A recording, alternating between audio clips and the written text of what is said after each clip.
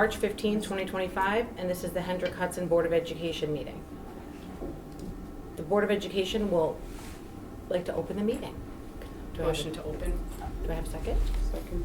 All in favor?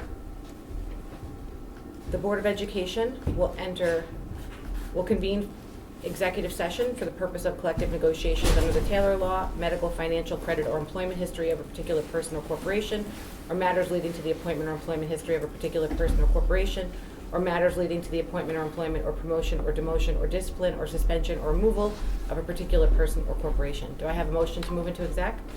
Motion. Do I have a Second. All in favor? The Board of Education will return at approximately 9 a.m. Hi, everybody, and welcome back to the Hendrick Hudson Board of Education meeting. Could we please rise for the pledge of allegiance?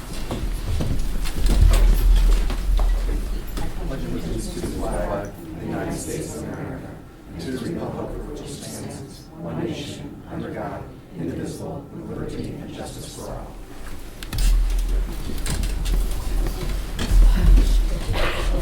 We'll start with the approval of our agenda. Do I have a motion to approve the agenda as stated? Motion to approve agenda. Second. All in favor? Okay, that moves us right into our line-by-line review of the 25-26 preliminary budget. Thank you, President Mills. Good morning, everybody. Happy Saturday. This is one of my most favorite days of the year because it points to the transparency of our school district as we prepare to ask the Board of Education to adopt a budget which will be presented to the community to support our students, our program, and our district operation going into the 2025-2026 school year. So as you know, we started the budget process back in October, as Greg pulls up our slide. And thank you, Greg. We started the budget process back in October, already thinking about the 2025-2026 school year. The board has throughout December, January, February, has received presentations from program heads, from building leaders, about what they think they need to run the best program in a fiscally responsible manner. As you can see on our process, we are currently still in our superintendent's budget phase, and today is further transparency about that. The numbers that we are operating off of are current as of yesterday, and there will still be changes to the numbers and the inputs and the variables that we have in building our budget up until April 2nd. And depending upon how quickly the legislature adopts their budget, we could even have changes after that we may need to revisit. However, today is a day of further transparency because we ask you as the board to adopt a dollar amount, and we ask the community to vote on that dollar amount that we think we can use to fund our school programs next year. And that is what you are voting on. The transparency of our budget comes from activities such as this, because we're asking for approval of a funding of a dollar amount, and the transparency of what goes into that dollar amount, what makes up that final number, is through our best thinking relayed to you through events such as this line by line. So very happy, very excited about the work that has been done.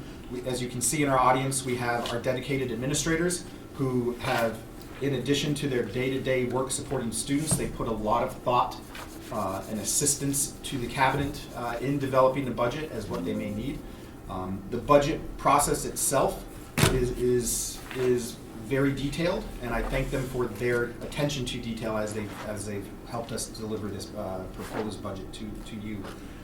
Our work today will be guided primarily upon the budget book you have before you, because that's the details of where we stand in terms of our income and revenues and expenses anticipated for next year. I also want to thank Jill Figuerella and Maura Bistro for their diligent efforts to help bring what I think should have gone into the budget book to fruition. It is a Herculean task.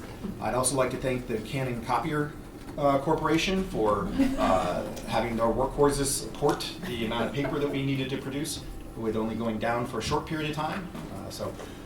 But in the process of creating this, Jill and Maura have put in countless person hours, and just wanted to thank them publicly for that. So today, we will dive right in. So Greg, if you can go to the next slide. We start everything with our mission. our students, as Greg pulled up. These are our current budget parameters that we have put together the proposed budget for you. You can see it's on that side over there. If you're following along at home, or on slides, we are beginning at slide 250, if you have, or 215 if you have that pulled up.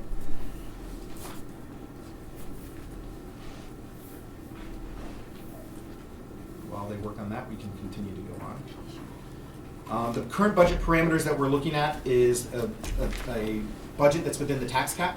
We're looking to have a budget that allows us to have a student-centered program that's flexible, meeting their needs. We are including contingent positions in the event that some of our student need does change between the time the budget is adopted and we come to implement next school year's program. We have built the budget with additional resources to improve our district facilities and our grounds, and we are also making sure that we can comply with state mandates to transition to an electronic bus fleet. Let's talk about our agenda today and the primary resource that you have. Board, this preliminary budget book is not the book that will be presented or available to the community after you adopt your budget. There'll be more in this when we do present it to the community as the budget book. It'll be available online as well. And some changes that you may suggest, whether to the budget or to the format, could be included when that goes public. So just to keep an eye on what we're doing today, our agenda can be found in front of you, and that will give us approximate time of what codes and topics we are going to be looking at. In general terms, we have our administrators here from our building level. If you have any questions, or if we can't answer the questions, we may ask them to come to the table and provide additional detail. We'll start off by looking at staffing. We'll then go into the codes centered around curriculum and instruction, then go into special education, guidance, instructional media, interscholastic athletics, and then we will have the secondary principals present. We'll look at the budget for it, but then before lunch, we will have the secondary principals present an update on their current co-curricular programs and also their recommendations for what co-curricular programs should run next year. We'll have a wonderful lunch. We'll have time for public comment. We'll have a wonderful lunch, and then we'll start the afternoon primarily in our operations side. And we'll bid farewell to our principals, unless they want to stay, and our other administrators to do the operations side. That's our general approach for today. To familiarize yourself with the budget book itself, if you take a look at the color code, it is all tabbed for you. The blue portion of the book is our appropriations. The green is the actual line by line of the budget with the budget code. And so when we say that we are going to be looking at the 2110 code after staffing, we'll go to the green section and we'll give you an opportunity in chronological order to find the 2110 codes. We'll talk about how to read a budget code in a second. Greg, can you go back one more slide? Thank you. So that green is where we're going to spend a majority of the time today. I know it's kind of small print to fit everything on there, so we do have a larger print version that will display on the screen if need be.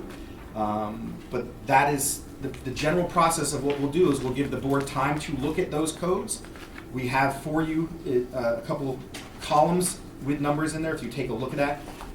Your first column will be what is the proposed budget for next year, what was the 2024-2025 budget, and then the change in that.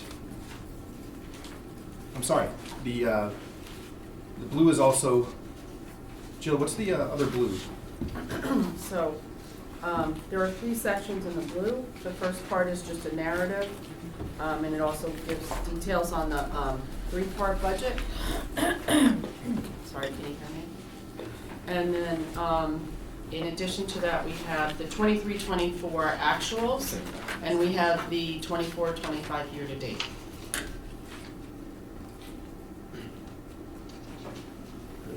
And then the green is presenting just the change between the 2 budgets. Yes, that's between correct. This year's and last year. Okay. So really, we'll be spending the majority of our time in the blue. And so the way that this normally goes is we give you time to take a look at that, to ask any questions, and make sure that we're all comfortable as we head into the final couple of board meetings with the spending plan that we're proposing. The data in the book is accurate as of yesterday. Staffing data is current as well. Our proposed staffing is what will be in the current budget. The comparative index at the end, that's taken from New York State, our New York State report card. It's taken from the BOCES Clearinghouse, and it reflects the 2023-2024 information there. We can continue to make changes to our budget, what we have proposed, until about the 1st of April. And then we will ask the board to adopt it. Again, we're asking you to adopt a dollar amount, and the transparency of what makes up that dollar amount has been through the presentations and our line by line of the budget codes. We could have to change we definitely will be making changes throughout next year as the needs change and as things arise throughout the school year. But this gives our best thought about how we would like to appropriately spend taxpayer dollars to support our students and our mission. So just to elaborate on the staffing, so the staffing that's included in the budget book is the current, I didn't know if you said that. Yes. And then the, obviously in the budget itself is reflective of what we feel the staffing is gonna be needed for next year. Correct. So again, just to hammer that home, the staffing data is what we have this year, and the numbers in the budget reflect what we think we will need for staffing next year. Yes. Can I just ask, what page did you say the year-to-date is on? It's in one of the blue sections, it's in the third blue section. The Oh, first this one one is the has- narrative, the second one I believe is the 23-24 actual, and the third one is the year-to-date. It says it at the top of the page, It says year-to-date. and it's highlighted. Does the page numbers drop off after 8? Yeah, there's no page number. It's a printout from the system. Before the white page, before Alex, so go here, and then just flip and stack. Oh, the white is the divider. Okay. All right, Yeah, thank sorry. you. It's a No, little- all good. So when we take a look at budget codes, if we want to go to the next slide, there is a language to a budget code. The first item that you'll see in the budget code is a letter, and that represents what fund that budget code is within. If it's an A code, it's a general fund. If it's an F code, it's a grant fund. The next number will be the function code, which will broadly identify the area of expenditures. And you can see we have our agenda broken down by the function codes. Then we go into our object. That object code, the next 3 letters, tell us what specific part, what object is bought within those funds or is anticipated to be purchased. Is it supplies? Is it salaries? Is it equipment? And then the last couple numbers, you have your location code that will say what building it's being budgeted in, and then the last code is the program if applicable. In general terms, your 1,000 codes are entitled general support. Your 2,000 codes are anything to do with instruction. Your 5,000 is transportation, and then your 9,000 is what's called our undistributed. And we'll go into a lot of the 9,000s in the afternoon. Any questions on how to read a budget code? Okay. So without further ado, we will go to the staffing portion of the budget first. And we'll give the board some time to look through that.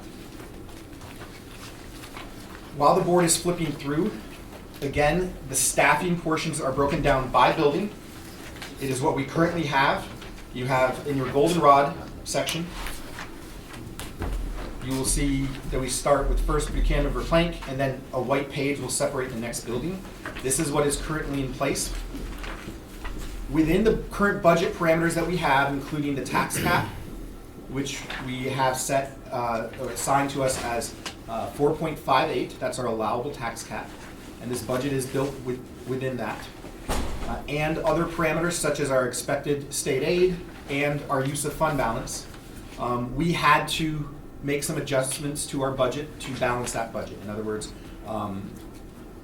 if we just were to roll over the budget, we would have been over that cap. So a major area where we address getting to a balanced budget is in the staffing position, is in the staffing section. So while the numbers you see reflect current data in our buildings now, the proposed budget will see some staffing options that we are going to recommend for next year. We were fortunate enough to have some retirements this year, thanks to the partnership with the HHEA of a retirement incentive. And we took a look at each of those retirements that we had, and did we need to fill that position? And obviously, if we didn't need to fill that position or repurpose that, what we call full-time enrollment or FTE, that can see some actualized savings there. And in most cases, if we did say we do need to fill that position again, we anticipate that somebody who has been in our system for a longer period of time is probably going to be at a higher salary than what we will hire as a replacement. It generally occurs that way. Not all the time, but generally. And we term that breakage. And so that's one of the benefits of using a retirement incentive to assist people in having an incentive to retire, but also gives us an opportunity to take a look at that position and see if it still supports our program needs. And if it does not, we would not fill it. So we did see some savings through attrition. We are considering at this point in time, and I say considering because we still can make changes. We may receive data that forces us to make those changes. We are considering not using teaching assistants in ICT classrooms that are not mandated. So that is an area where we would see some staffing changes too. We're looking at the Blue Mountain Middle School schedule because we're looking for better ways to deliver instruction without impacting program, highly impacting program. Can we find some efficiencies? And we have been able to look in the middle school schedule we're going to consider some staffing changes that are associated with that. We're also not filling many of the requested positions that were proposed or brought to us as we developed the budget. So we had a number of positions that we were considering, and to help us balance the budget, we removed them from our initial budgets that we've been, or various iterations of the budget. To include, we had, when we initially built the budget, 7 staffing contingent positions. So this would be positions that are on hand in the event our student need or enrollment changes. The budget you see before you does keep in 4 contingent positions in the budget. Excuse me, there's a typo there, I'll update that. In the budget, such as a position for a contingent chauffeur, depending on special education needs, a contingent E&L teacher, a contingent special ed teacher, and a contingent elementary teacher, so should we see any one class section rise above the contractual levels that are there. Oops, there's another one.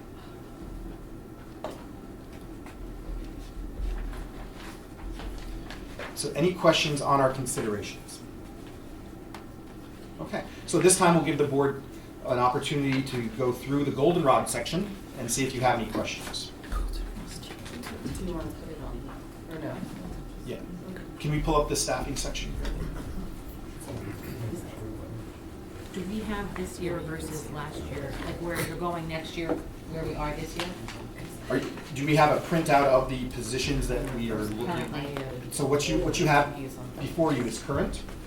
Because we have not made staffing changes, we did not put it on paper what it would look like. That's what I'm. Because that at that point in time, you would be revealing individual positions that.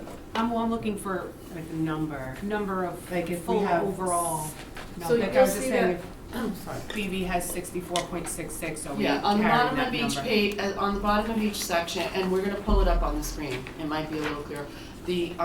There's number of total FTEs, and then on the central, page, it's not on your copy, it's gonna be on the screen, is the total FTEs in the district.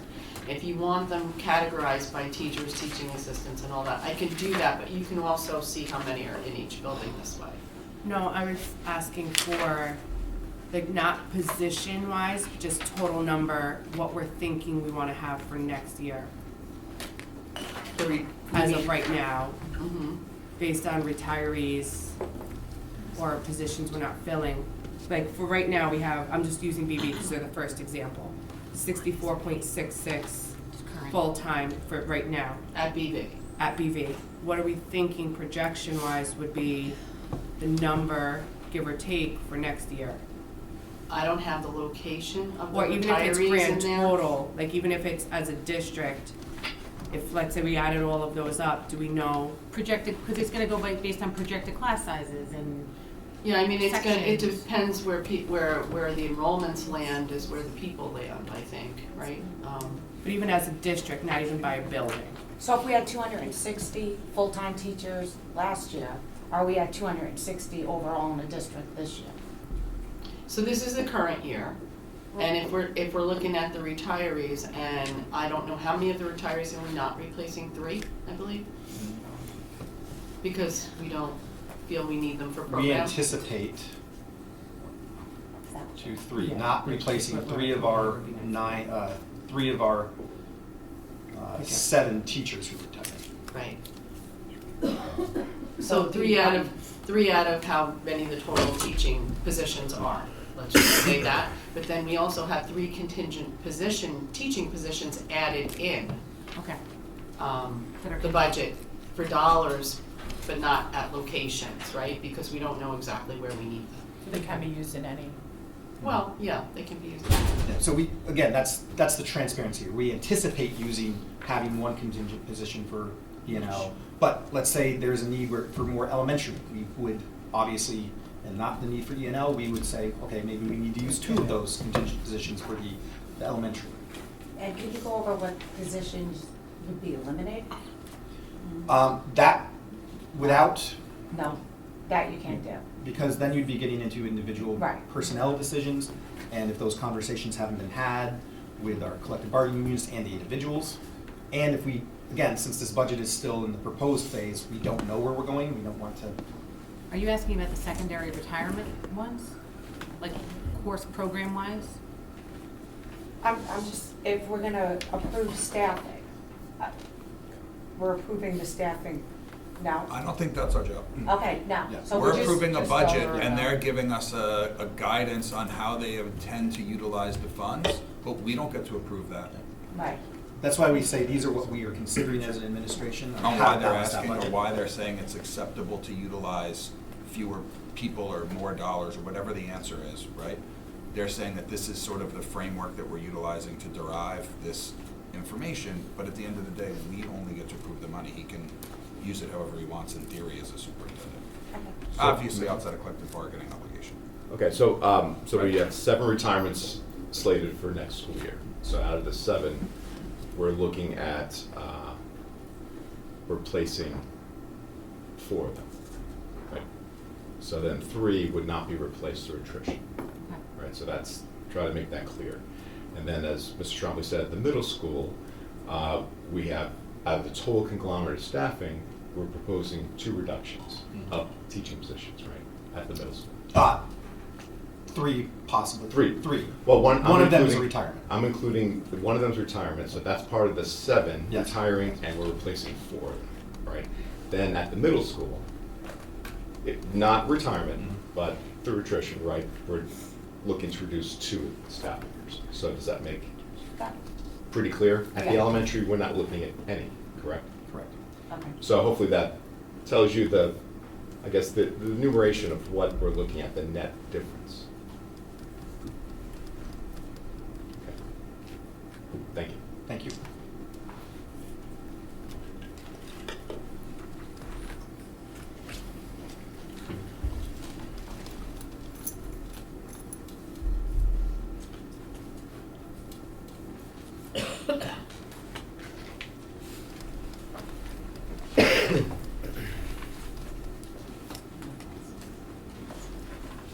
Greg does have it displayed on the screen if you're looking for a larger print format too.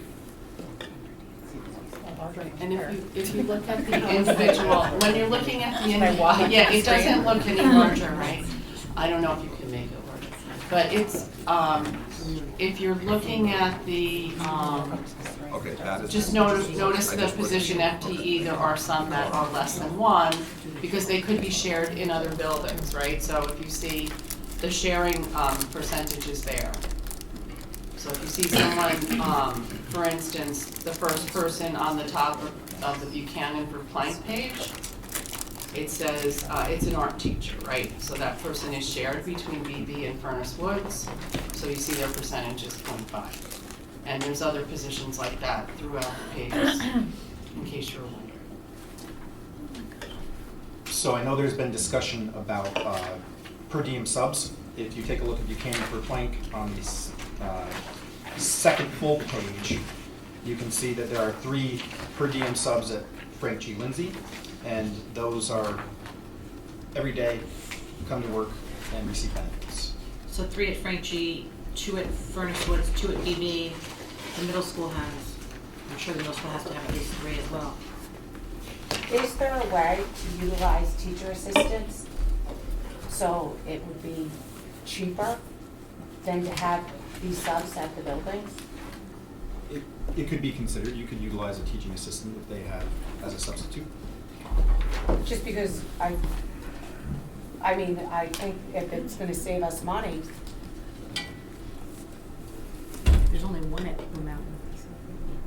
So in the budget this year, there's currently 2 building subs or permanent per diem subs at BV, and then 2 at Furnace Woods. There are, yes. So the 2 at BV, there are 3 at Furnace Woods. 2, no, there are 2 at Furnace Well, Woods. there's. Okay, there are 2 at Furnace Woods currently, right? And we have 3 at FGL. And there's So only it's 2, 1 2, at and Blue 3. Mountain, there's only 1. Well, but it's what's budgeted for, what we filled. So some people have left mid-year, Got it. right? So they're That's at the important. secondary level, there should be 3 at each school. 3 at the middle school and 3 at the high school. can we Okay. just look at using teacher assistants and see if that would help? I think that's something that would definitely, superintendent would consider. So the board is asking us to look into reducing the use of per diem subs, permanent per diem subs, and rely on teaching assistants to cover when needed. Yes.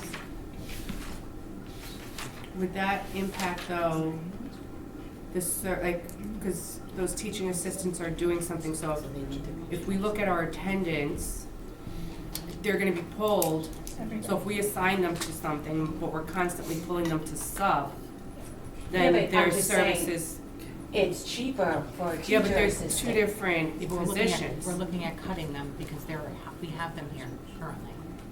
But then we Are they wouldn't, using the so ones they that would be we're cutting? unassigned Yes, teaching that's what I'm assistants? talking. Right. So they would be That's different. unassigned teaching assistants that we would use as subs?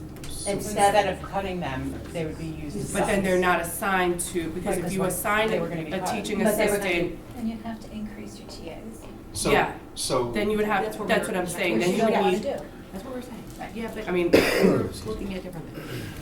So, keep in mind, and Cindy, did you want to say something? And Josh, go I'm just ahead. going to clarify, that is our current model. We have an allocation of TAs that have certain responsibilities, but when the absences exceed the 2 permanent subs, all those TAs get pulled to cover the other classes. That's what we're currently doing now.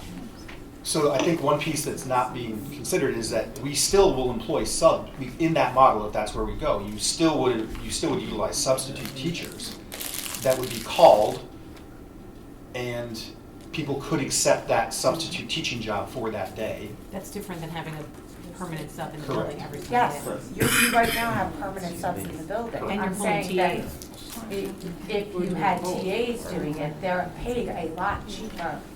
It's cheaper for them to do it. Joe, do we have the figures on what a TA? Isn't it $20 a day? So When in they addition, sub? yeah, like,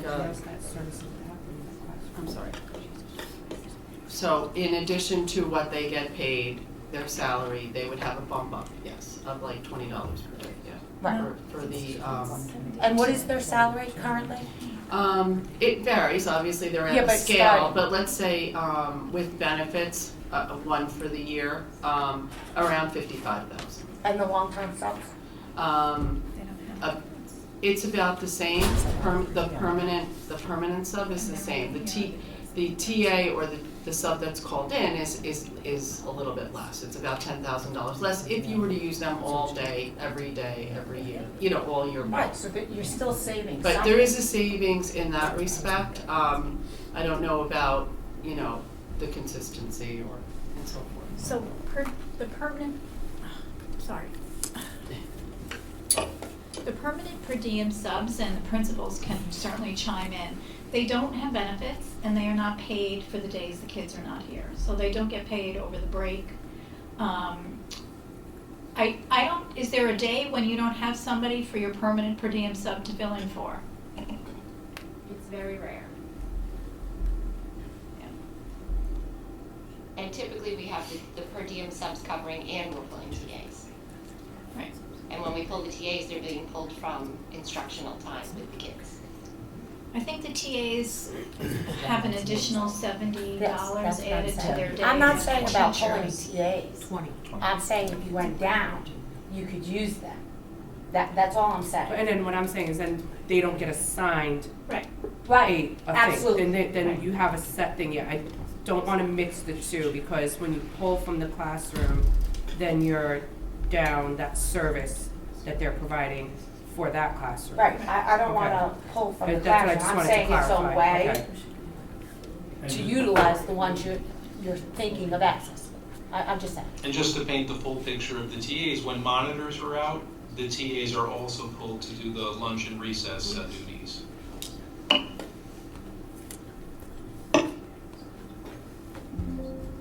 Any other questions on staffing?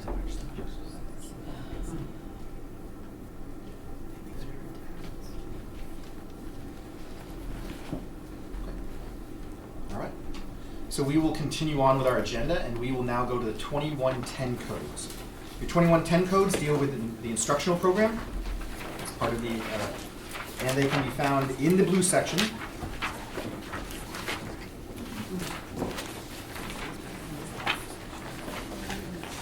So the first budget code obviously is the 1000s in our A code, general fund. 2110 is approximately midway down on the second full page in the blue section.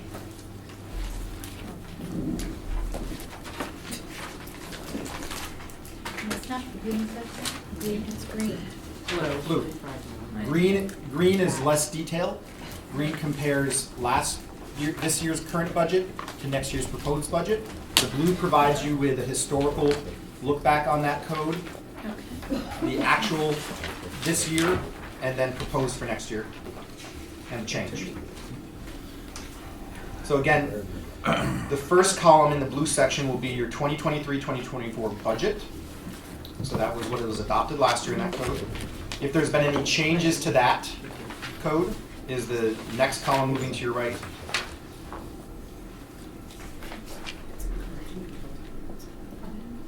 Jill, is that a, Which the line? blue, is that a typo in the, Where are you? on the blue section? In the blue section. Yeah. Where? Under what? Oh, I'm sorry. I was in the wrong section. You're in the blue, you should be in the green. Should be in the green? Okay. If you're doing the proposed budget, yeah. But the blue section also has the, that's the current, that's the actual, okay. So the proposed budget, I'm sorry, Denise, thank you. The blue, I got my budget book this morning. The green section is the proposed budget. The blue is the actual. Yes, the blue is actual, this year. Where are you looking? Here. Blue is year-to-date, Yes, green is tomorrow. yes, sorry, year to date, yep. We had to do it in two separate formats, because last year it was too small, if I remember, because we had everything on one sheet. It was very small. So if you're looking for 2110, it's going to be in the last quarter of the page. It starts on the second page, last quarter of the page.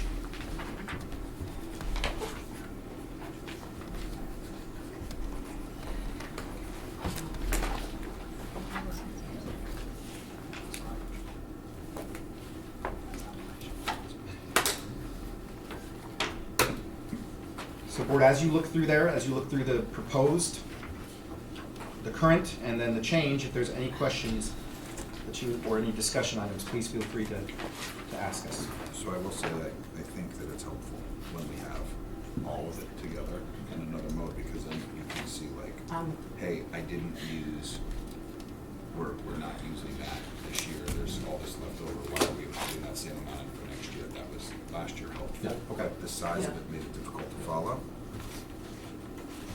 I'm not correcting you, but. Yep, understood. And especially, we also know a lot of the budget, a lot of the budget codes allocated just slightly different, depending on what they were, right? Yes. So if you see a large change, that's obviously something that you might want to drill down and ask us. And there have been a lot of reallocation of codes, in other words, better alignment to the actual, what the code does. If you go back to what fund it's in, the general function and the location, you can see that there's been some changes.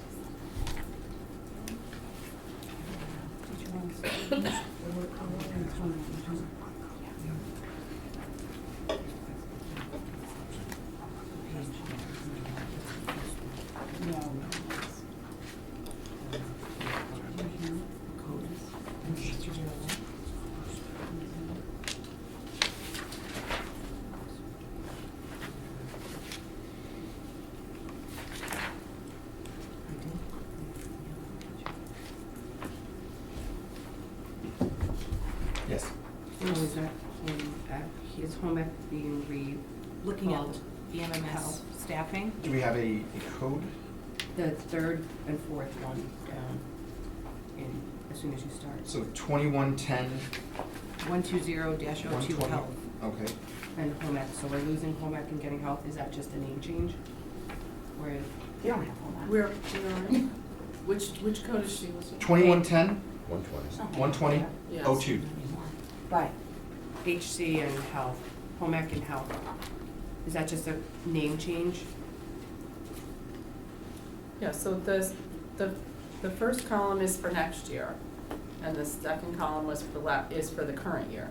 Yeah. Yeah. So home ec, we're proposing nothing for next year, but we have one this year. Next year, we're proposing health, but we don't have one this year. Is that just a name change? Is that a realignment of the code?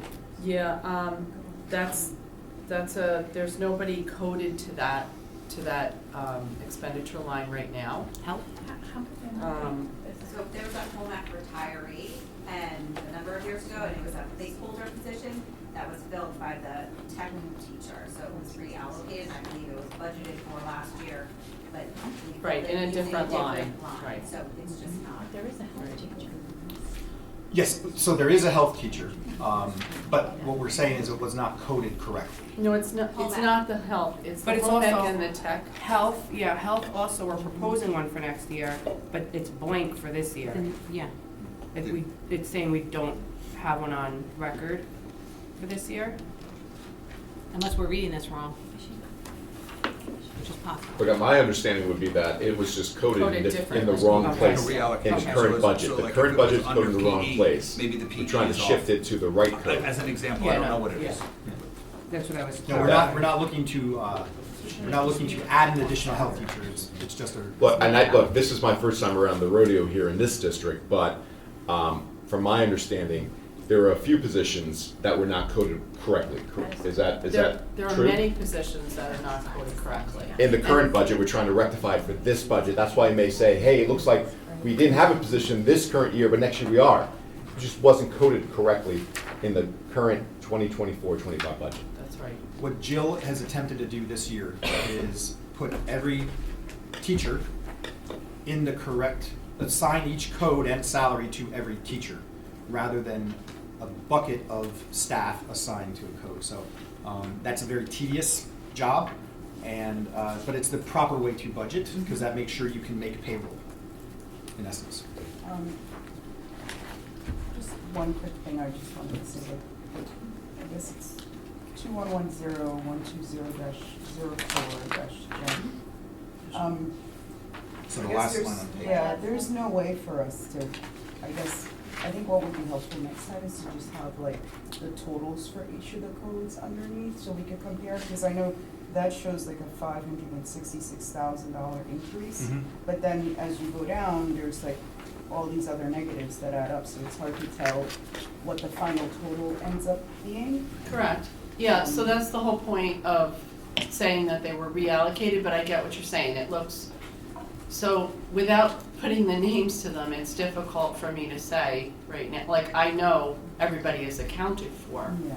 but to I account think all for- she's saying is at the bottom of the code, if we could have a column to the right, one more, I don't wanna put words in your mouth, so if I'm not right, but basically that just aggregates all of those individual line items so that the pluses and the You can see minuses that they're equal the equal. same. Like Now, I don't a- have to wonder and add up all the negatives to that one positive of 500. It has So- nothing to do with who the names are, Right. but rather understanding that this minus 560 also has a plus Right, maybe 124, what would be 215, maybe what would be 68. helpful is, just a run of salary codes and not have them combined with the other parts of the budget. So, you could see that the bottom line is what you're saying, the negatives outweigh, Yeah. Yeah, I like mean, for the positives 20 outweigh the Yeah. Like if we negatives. could do, just to clarify, like for a total for 2110, what we're proposing, and then what we did last year, because I think that's what you're saying, right? Yeah, At that's- the end of yeah. 2110, Uh-huh. have a thing that has Yep. the total. Yes, I can Okay. do that. Thank you. It's like 48009 Gen, it's like textbooks, right? So, But all the textbooks above are Right. gone. Yeah, you're So I just think they looking, just you're lumped looking them. for summaries in between. yeah, yeah. just in between each code, that would Okay. be Yeah. helpful. Okay. Yeah, I could find it. Board, I'll also share with you the electronic version of this as well, Okay. if you We want to can put it on highlight it later. and do it on the fly while we're saying. I have a question. Are staffing levels based on need or historical precedent? So, Staffing level is based upon need. Should be. okay. Yeah. It's general practice.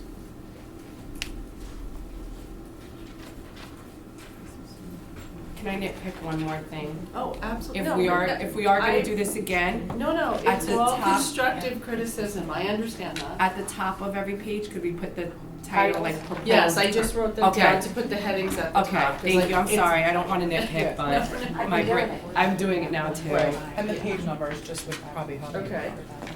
Yeah. Does Excel do? Not page to number? nitpick, but- Does Excel do page numbers? I didn't read it, I don't. It does, May depends on may the I page ask, titles. may I ask Ms. Trumbull just a question for my own understanding of the process that's happened in the If past? we do this again. In the district, has there been this level of detail in previous budgets? Of just, because I'm trying to understand, I know what happens in other districts, but I'm here.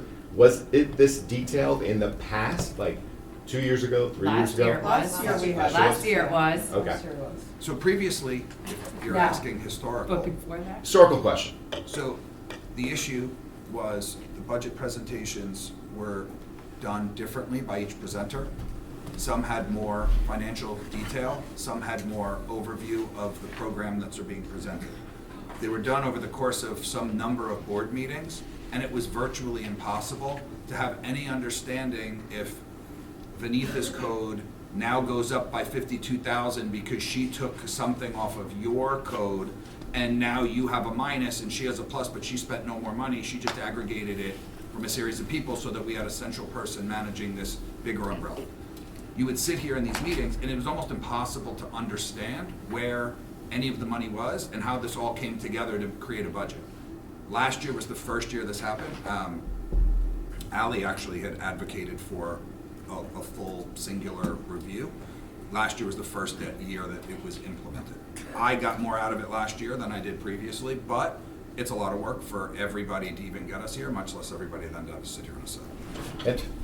And what I'm hoping is that as we move into the future with it too, that a lot of the comments are very helpful for feedback, so we present even staffing a little bit more deliberately. Yeah. Right? So we wouldn't have to, answer, some of the questions would be answered on the paper itself, so that, when we talk about reduction X, Y, Z, it would say, with more confidence that it's this position allocated to this school, and here you go. So hopefully we can aspire to that in the future. I have another question.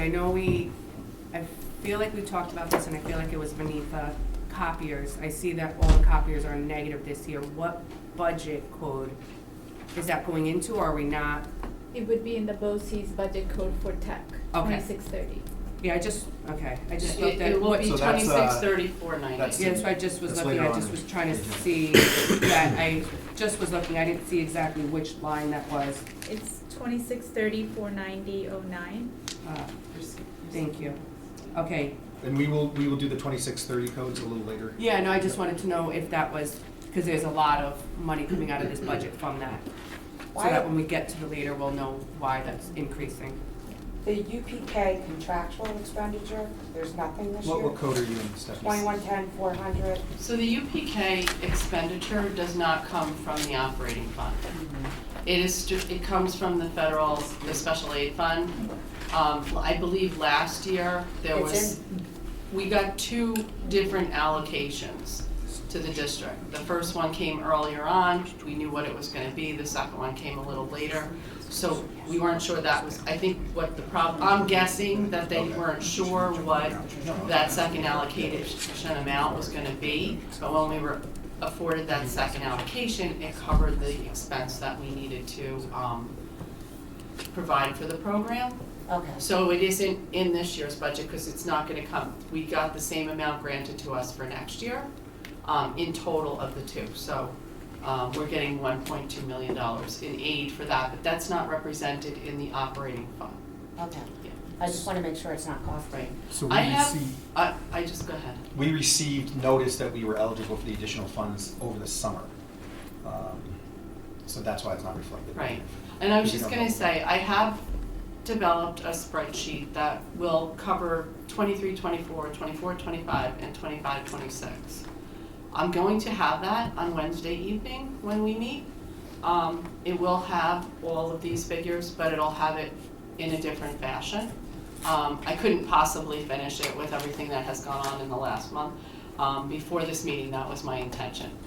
So I presented it in the way that you did it last year. It's not ideal, I get it. It's busy.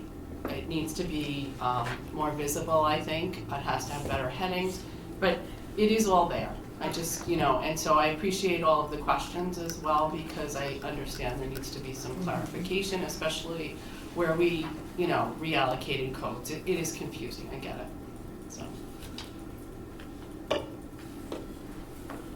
Any questions more questions on the 2110 codes are dense, right? There's a number of them. Any questions on There's so many of them. There's so many, Is it safe to think that year after year, as the reallocation of these codes continues, there'll be fewer reallocations that occur, so it'll be a much cleaner year-over-year comparison? Yeah, absolutely. Right. That This is- isn't normal to have to keep doing it, it's just to this extent. No, it happens though every Yeah. year, I would say, but yes, less and less as you become more defined. It depends on how defined you want to become.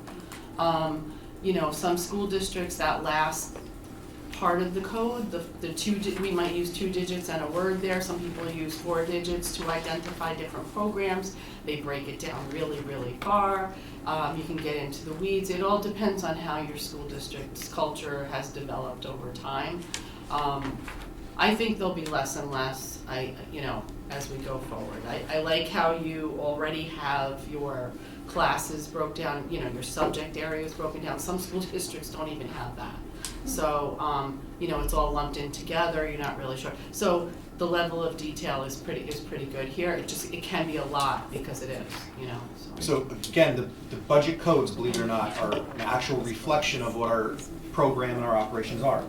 So they could change, and you could see reallocations if you change any way that you approach your operation and your program. For example, if the district were to say one year, we want buildings to have their own furniture budget, and buildings can purchase that on their own. Right now, what we've done is we've centralized furniture purchases under one district-wide code. But if we decided for whatever reason to change that, you would see a reallocation that year. So some of it's cleanup, and some of it is also how you approach your systems within the financial realm.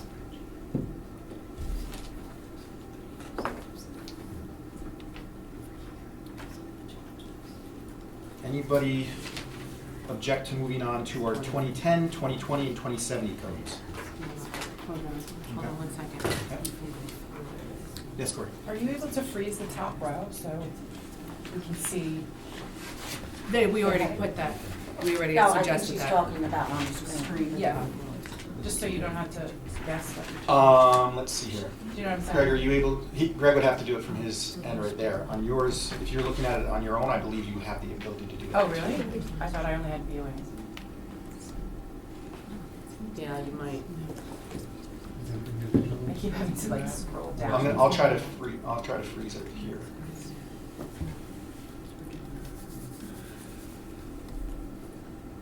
Everyone's view on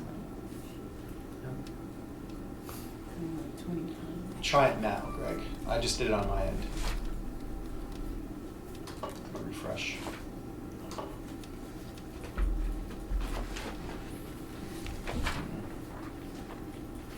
It's not a big deal, I just. Yeah, I'm not able to freeze row 7.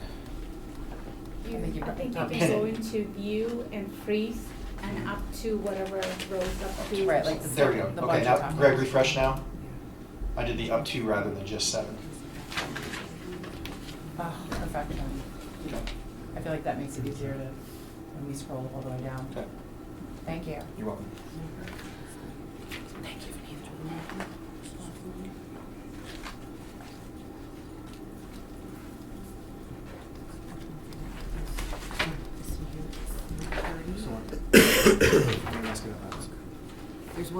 we're just looking, we're just trying to figure out looks like the budget code.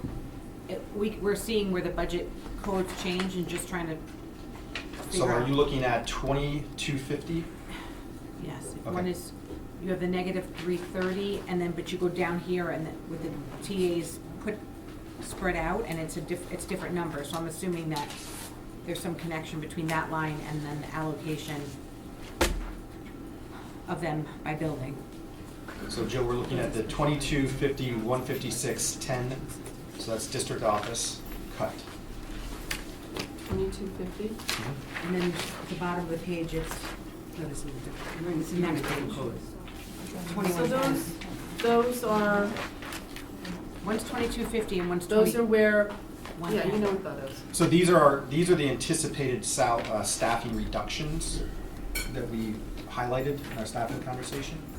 As of today, that would be the actualized savings in the budget. Right, I can't apply them to a specific person or, No, no, but or I'm- building, so I'm. So it's I an put them- accounting code. But Yeah. on the How many? 2110, 6. 156. 151 to 157, 6. Okay. Oh, so it is 6. All right. That's good. All right. Thank you. some of them, there's also a negative, You know, it's and So you're looking at That's the- 2110, 15606, teaching assistants, FGL. Right, Yeah. because they're not all special ed. oh, okay. It doesn't say special, though, it says SEP. you know, the other ones are looking at special. Oh, it's just switching them around. 20, the, These ones, 2110s. You also have negatives here. We're letting go.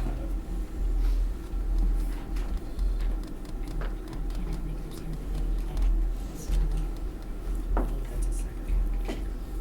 2250. So 2250 codes are special ed function I codes. got it. 2110 is general teaching. This is separate.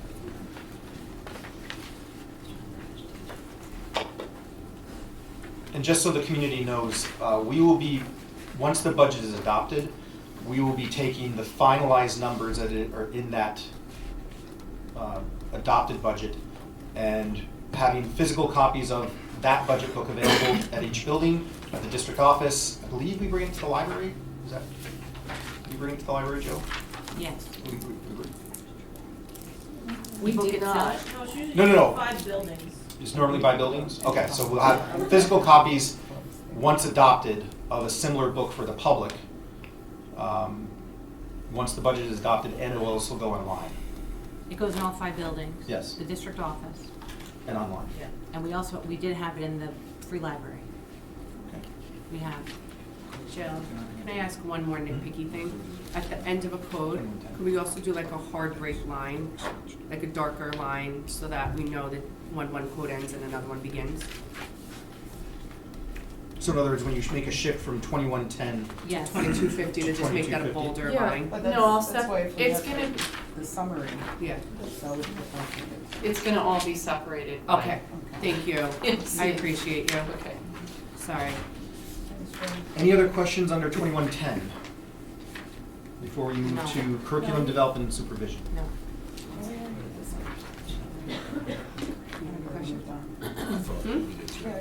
Oh, no, I was Okay. still asking. Why don't we take a break before we move to the next code? Yeah, motion. Use the restroom. Motion for a break. Second. All in favor? Okay, we're back, I'm sorry. Welcome back to the Hudson Board of Education meeting. I need a motion to reopen the meeting. Reopen the meeting. Do I have a second? All in favor? Okay. Okay, thank you for that brief break. We are going to continue our line by line. We are going to start with the 2010 codes, the 2020 codes, and the 2070 codes. These are your codes that involve everything related to curriculum development and supervision. So what's an example of supervision? Our wonderful building level administrators and district administrators, our principals, that's all part of supervision. So their salaries, curriculum, you'll see a lot of our curricular program detailed in dollars here. Just a few reminders and notes about this process. This is an opportunity today to also provide us with direction on anything that you might like to see revised on individual presentations that we had in the previous budget board meetings. So we will revisit at the end of this, we will revisit our parameters, but if there's anything that you would like us to consider to revise before we recommend adoption, this is that time as well.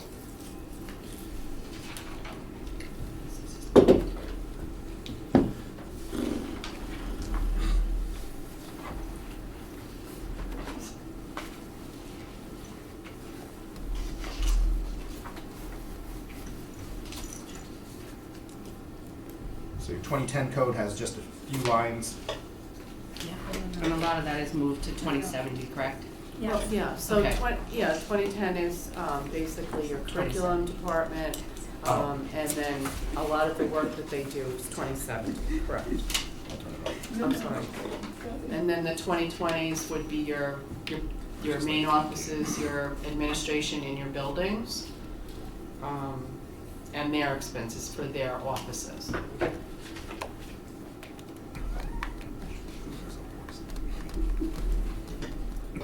One change that we have done this year, speaking about reallocating budget codes from year to year, we this year have asked, we've always budgeted for mileage when we have when we go to conferences, when we travel between buildings. We have asked each individual budget code owner and building to budget for their own mileage within their building budget. So you'll see that that's why you see a percent, you see some of them show a large change in their mileage. That has always been accounted for. It had been accounted for previously, I believe, in a district-wide code. Yeah, it was in 9089 before, which is a benefit code towards the end of the budget. But you won't see the big change in there because the benefit number is so large, like in employee benefits. So it was in there, but we broke it out into the departments now. Did you say earlier that you were, in the next iteration of this, you're gonna mark what, or note where the big changes were made to the budget codes? Like if we see a big change, Yeah. you're gonna note where those are? Like if you, well, you're talking about Like percentage. like the change of the 142 on 2020-150-1 high school instructional salaries. The change being 142. Oh, that's what I was just looking at. What is that position? Right, so I mean, I'd have Not to look at position, all but the like- individual names that make up that number. Sorry, I'm gonna rephrase. And I don't those- need names, I just wanted to know, like, what Right, is- but understand What also makes- that salaries change for people, right? So if we had people go out of I'm not saying that's the case here, I'd have to look individually at whatever code you're asking about, right? But we have people who leave a position, like let's say our retirees that are going off next year. People coming in are gonna have lower salaries, so you're gonna see a decrease in that code the following year, right? I just want a clarification what that position was, not who it is or Okay. anything else. Because that's supervisor for instructional salaries? So- And then there's also supervisor for non-instructional? I just didn't know Knowing what the that titles is, were. what the So, title is. yeah, so it's not supervisor, it'd be supervision. Okay. Regular school, so that's at the high school. That's a state Yeah. phrasing, supervision, that's what they call it, so the category is district supervision. But the curriculum person has a office assistant, has a staff member that helps that person, right? So they're non-instructional, where the curriculum director themselves is considered instructional. more Okay. than likely what you're looking at, just to piggyback on that before I get to this. The categories and the numbers are all part of general municipal law that Yeah. we follow. And it's made not just for schools, it's made for municipalities too, so they're not always the easiest names to follow. Right, these names have been in existence for a lot of years, and, you know, their description isn't very descriptive, let me just say that. When you're looking at 2020-150-01, Yeah. that's not one particular person, that's probably a group of individuals within that salary line. Yeah, so my question wasn't related to that, it was only, I know you changed codes for certain things, and you said that we'll see big changes on certain lines, or I thought you said earlier you're gonna note that for the final version, like, not, if this is not as a result of moving a code, you wouldn't do anything here, but. Okay, so, but what you're, I don't know exactly, if you're saying if I see a big difference, a big change Yeah, from and one it's as a code, result of moving the money to a different code. what do you consider a big change? I mean, as far Or as. just noting where you moved big. Right, because sometimes it's not Like you just said moving. with the gas. or- Sometimes it's not moving though, so salaries can just be salaries of people that have now in those positions rather than who was in them before. I mean, I could say, oh, 3 people moved from, I mean, that's a lot. So Corey, I guess are I'm you not looking being clear. almost for a note column to say this is what occurred in the code? When we were having all the presentations, Yeah.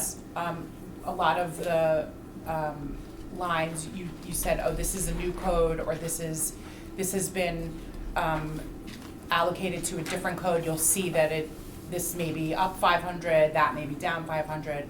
I was just wondering if that could be noted. Right, so you want, Not, right, so. not the differences of like someone retired, like, Yeah. obviously I understand all of that stuff. I'm Okay. just, if it's as a result of simple accounting, So, I'm asking. yeah, the more code, the more the columns we add on, I mean, perhaps we'll put it in the landscape mode so that it can accommodate more information. even if it's just like an asterisk, Mhm. and it says at the bottom, Okay. like, Okay, I just wanna allocated understand what you're asking for. previously, yeah, I'm just, cause it feels like it would save a lot of questions from people. Okay. If they can know that it's like simply because you wanted it in a different corrected Okay. code versus changing the amount by Okay.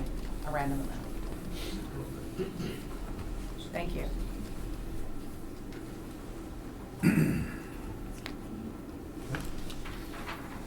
Any other questions on our 2010, 2020, 2070 codes? Sorry. I'm in motion now, so I was just gonna do it, but I didn't do it. So. Okay, so we'll move on now to our 2250 and 2280, which has expenditures aligned to our special education program.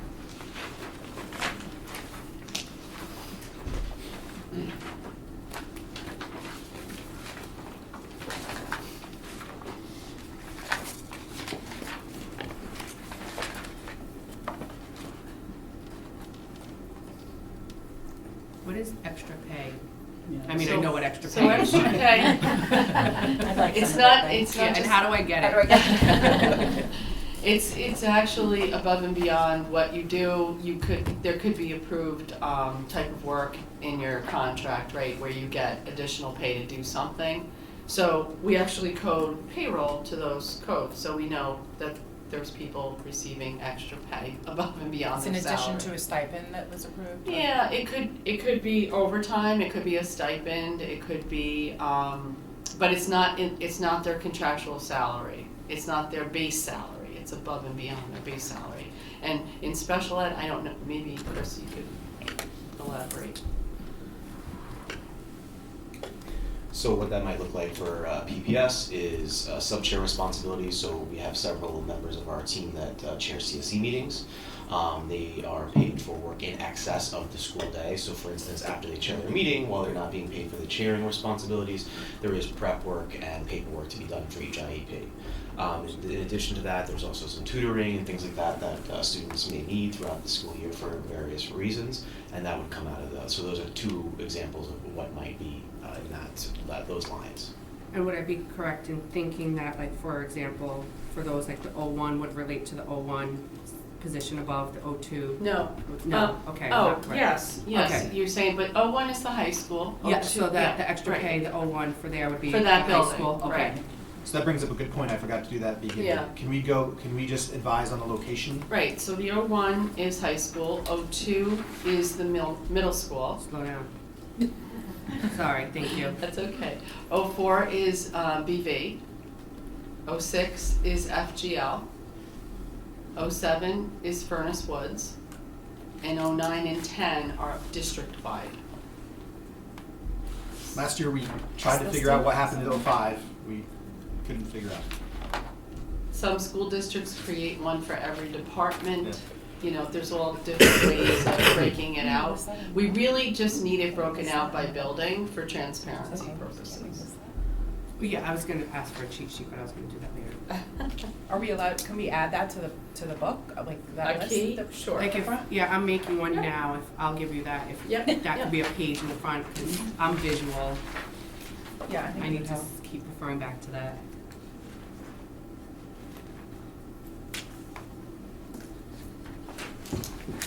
So special ed tends to be one of your larger components of the budget.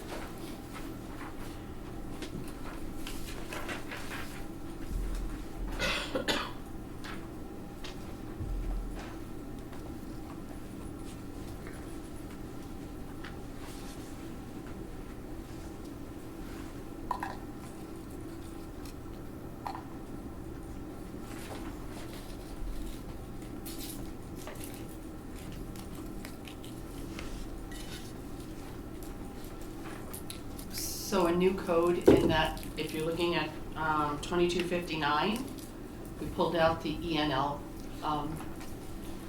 staff because that, the state requires us to break that out. And I also, I don't know if we're not down to 2820 and 2830, Mike?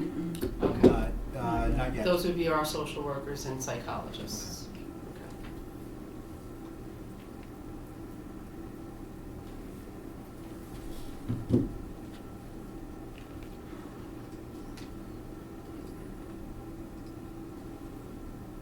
Any questions?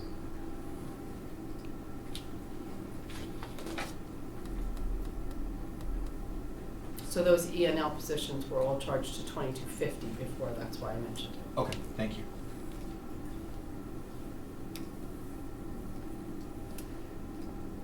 And where do those represent themselves now? 2259. Thank you.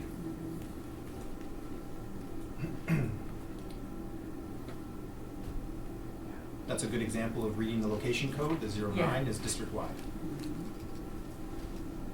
Think about it, the next dinner party you're attending, how you can wow everybody with your understanding of general municipal budget codes.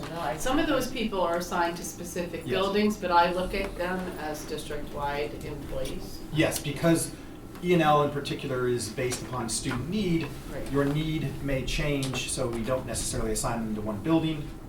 So that's a good practice to do. Okay. Are we ready to move on to our guidance and health services, 2810 and 2815?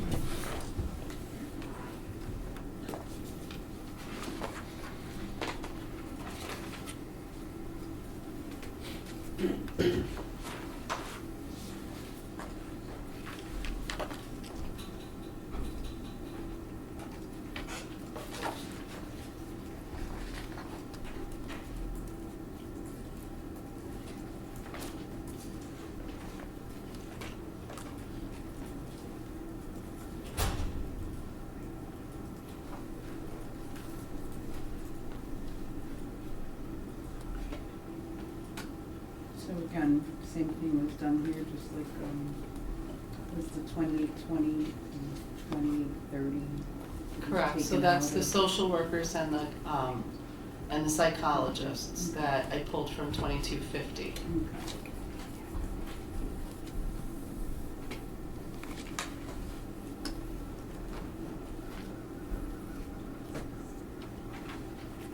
Why the big increase in 2810, 400, 02? 2810-400 would be a contractual code for the middle school. Oh, I know what that is. Says So that's for the student assistance services? So we receive student assistant services from, I forgot the name of the company. That's what it's called, SAS. Oh, SAS, okay, from Student Assistant Services. I believe last year we were considering, at this time, reducing our reliance on their services. It's for student assistants, counselor.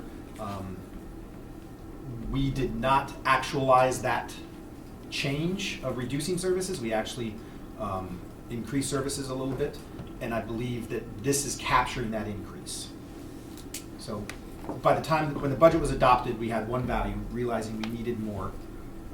We added that as part of our operations last fall, and this is capturing that increase, I believe, because we're keeping services the same. Correct. Yeah. So Aaron and Chris reviewed that with the principals and determined that we need to keep that level of service going Okay. into next year. So for anybody who's not familiar with that, that does substance counseling. What other types of services do they? Mental health counseling, I mean, that's a big component of it. Pushing into classes for preventative, not just students who are using, but preventing students from using. Thank you.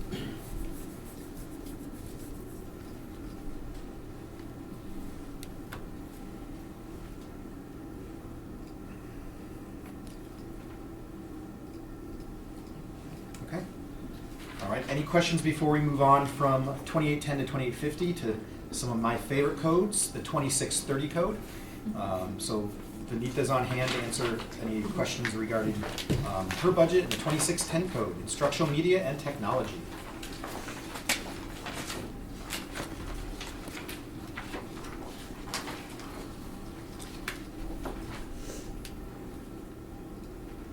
As you look in here, the object code 490 is anything related to BOCES, and you should see it also reflected in the title. There's a couple of, go ahead. No, I was just gonna say the BOCES stuff, we also get 40% back on whatever we're paying to that, right? Depending upon what it is, there's a higher reimbursement if you're using it for instructional purposes or if it's administrative purposes.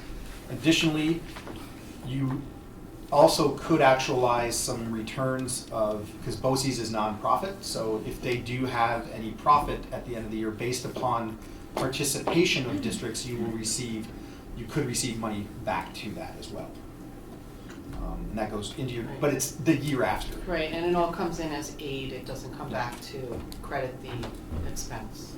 So that would be on the revenue side, and that's why it's sometimes hard to estimate, because we don't know what BOCES is actually going to. Right, it's expense driven, so when something is expense driven, it depends on how much you spend.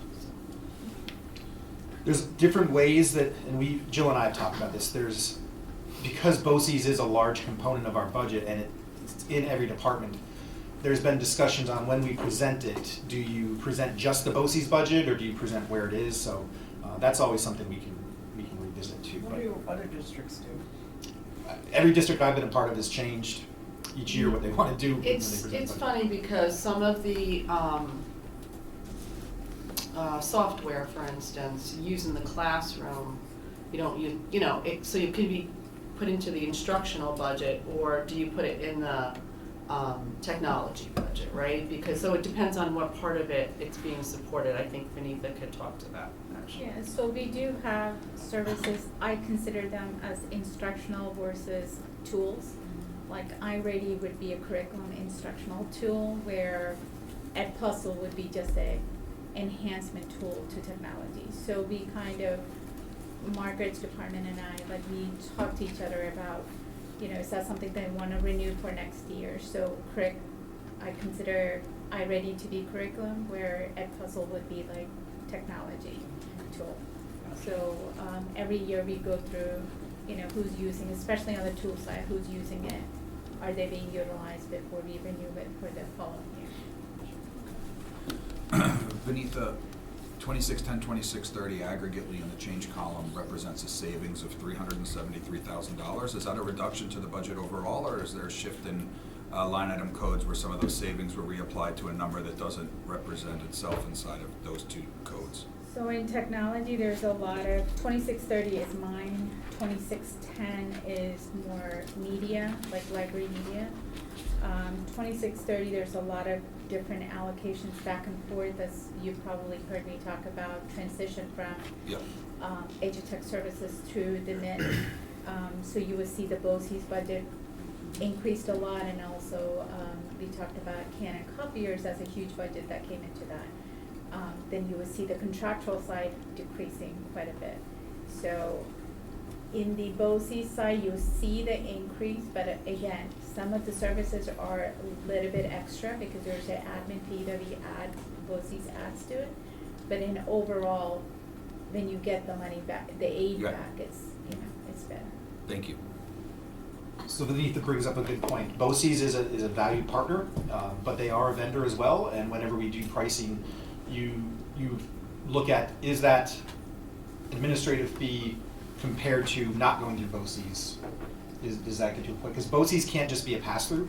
BOCES has to add something onto the service. In software, a lot of times, it's professional development, so you have to buy professional development from BOCES along with the tool so you can get the aid on it. So that's something that when our administrators are working at purchasing things through BOCES or not, those are some of the considerations they have to weigh. Plus, like, one of the EdLaw 2D, you probably heard me talk about it. That's a contract that we have to go back and forth, that a lot of contractors, like Google, for example, they won't sign the school district EdLaw 2D because there's a lot of school district that uses Google. So when BOCES contract, that administrative fee includes that negotiation of that contract with the EdLaw 2D, so we don't have to worry about that. Thank you.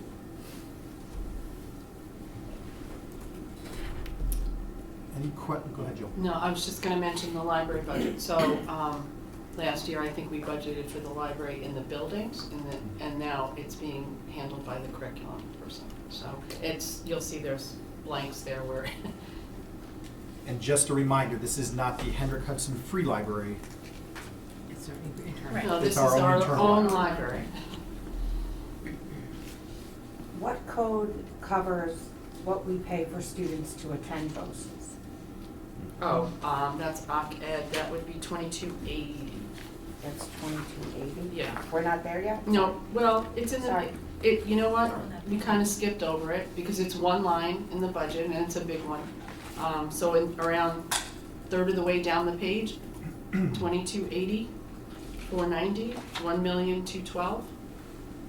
So it's up from last year? Yes. Jill, does BOCES still budget based upon your 3-year participation rate? Yes, so Okay. it's not based on sessions. Aaron and I investigated a little bit more this year just to make sure. It is based on sessions, but it's based on the history of how many sessions your students have applied for. So it's not based on, it's the number of students, but then each student takes a number of sessions. So they base it on the last 3 years, and it's an average, and then whatever their cost is per year. So this year it's $120 per session, and I think we have 101 sessions. I believe that's what it was. That's impressive. That you have that off the top of your head. So theoretically, if we did not have any BOCES participation this year, they would adjust that, but they offer this up for a budget based upon our 3-year participation rate. Right. And is this number going up? I mean, The obviously cost from of the last. program has gone up, obviously, but But yes. the number of students we have attending, is that going? That didn't really change too much, right? No, it's pretty much the same. We have for each year, I mean, there's juniors and seniors going, so there's roughly about 65, per se, 70 per grade attending. Did we, and I'm sorry, this is a very detailed question, so I apologize if I put you on the spot. Did we, PMW BOCES has seen an overall increase in participation without, they're basically at their limit, so we had to send some of our students to Southern Westchester. Does Southern Westchester charge us a cross-contract fee because that's not our home BOCES, so that might account for some of the increase as well? They would, but I don't have that figure Okay. in there. All right. Do we have students going? We do. We have a few students going to Southern Westchester. Initially, it was the beginning of the year, about 10, but it's dropped down to about 3 or 4 that we have going, just because particular programs that they wanted to study. Putnam Northern Westchester BOCES was at capacity. Do we deny any kids the right to go to BOCES? We don't. No. We do not. So if a kid wants to go, they Yes. can go? Yeah. Do we have any specific requirements for them? Yeah, I mean, each year they start in their junior year, so each year they have to have credits accumulated. Okay. So you 5.5 each year, so 9th and 10th grade, they'll compile those minimum requirements from their classes, provided they're in good standing, and then they will attend BOCES their junior year. There's also, BOCES has a process for allowing students to enter, which has gotten more difficult over the last 2 years as they've seen an increase in the number of students who want to attend BOCES. So in order to support our students who are looking for that tech program, which is why we partnered with Southern Westchester BOCES this year, to ensure that every student who wanted to get that type of education, the ability to get that type of education. Is there a grade point average associated with attending BOCES?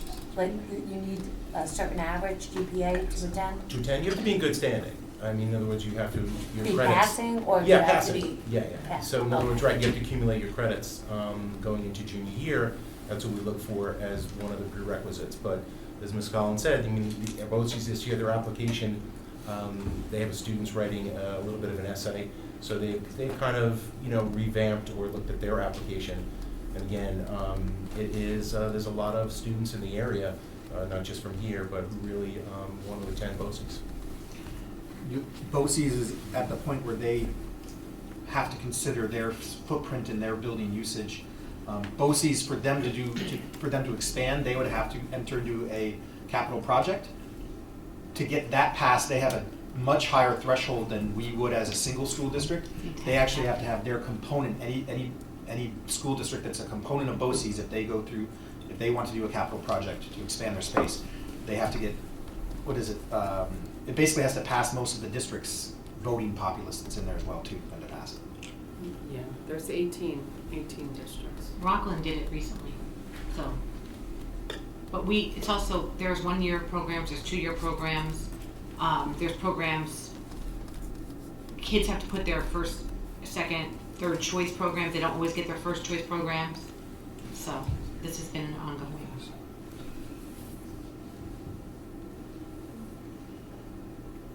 Any other questions on 2630, 2610?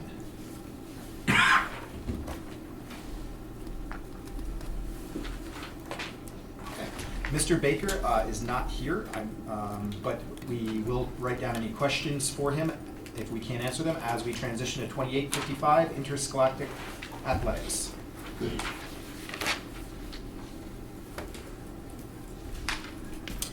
So in this case, I moved the athletic director's salary into athletics. So it was in the 1310 code, which was in the upper portion of the budget. It was in the finance area of the budget previously, and I'm guessing, an athletic director is the, I don't really know why, but I'm guessing because that was, it is a district-wide position. It's not specific to the high school or anything. I mean, it is and it isn't, right? So, but I pulled it out, and it's in athletics, as well as his office assistant. I know we're anticipating him to retire in December, correct? Yes. And we're gonna hire somebody, and we were thinking of doing an overlap potentially. Is that budgeted somewhere in this? It's in the it's budget in the, somewhere? It's in there. Okay.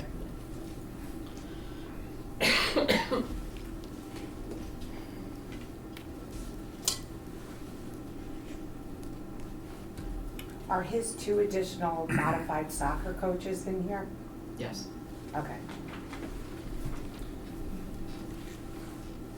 Anything that anyone proposed at the meetings, from when we started until now, is included in the budget. Unless we made a decision. Yeah, there was a couple of things that I pulled, like from operations. When Anthony comes, we can talk about that. And then from Chris's budget, there was a couple of things we reduced, but those are the only two areas really. Okay.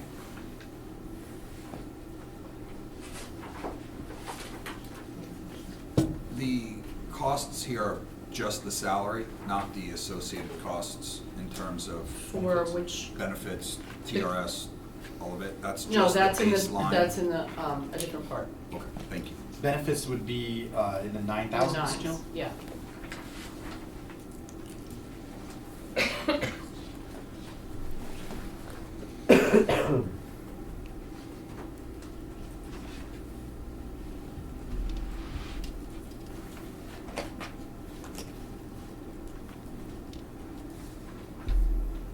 Any questions on interscholastic athletics? We are almost exactly on time here, folks. Wow. I don't want to ruin anything, but. So we'll now move to co-curricular activities. What we will do for this particular case is we'll let the board take a look at those codes, and then we'll ask Ms. Scollins and Mr. Giovinazzi, after you've had a chance to look at those codes, to come up, provide you with an update on co-curricular activities within their building this year, and then recommendations for next year. So we'll give the board a few minutes to look at the 2850 codes.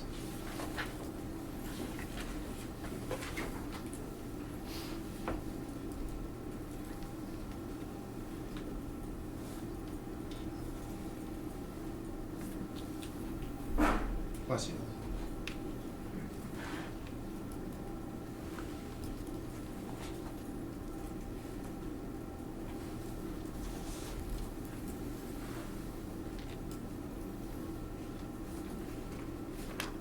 Here's a question I have, and I'm sorry if it's too detailed. Where's prom budgeted for? Where's what? Prom, springtime. Prom is self-funded. isn't it? Self-funded for Yeah. the senior class, Okay. fundraising, and ticket cost, and a lot of things. That's a good view on that. We can show you that. Graduation should be in here too. It's in your- Graduation is in Mhm. the High school. general high school budget.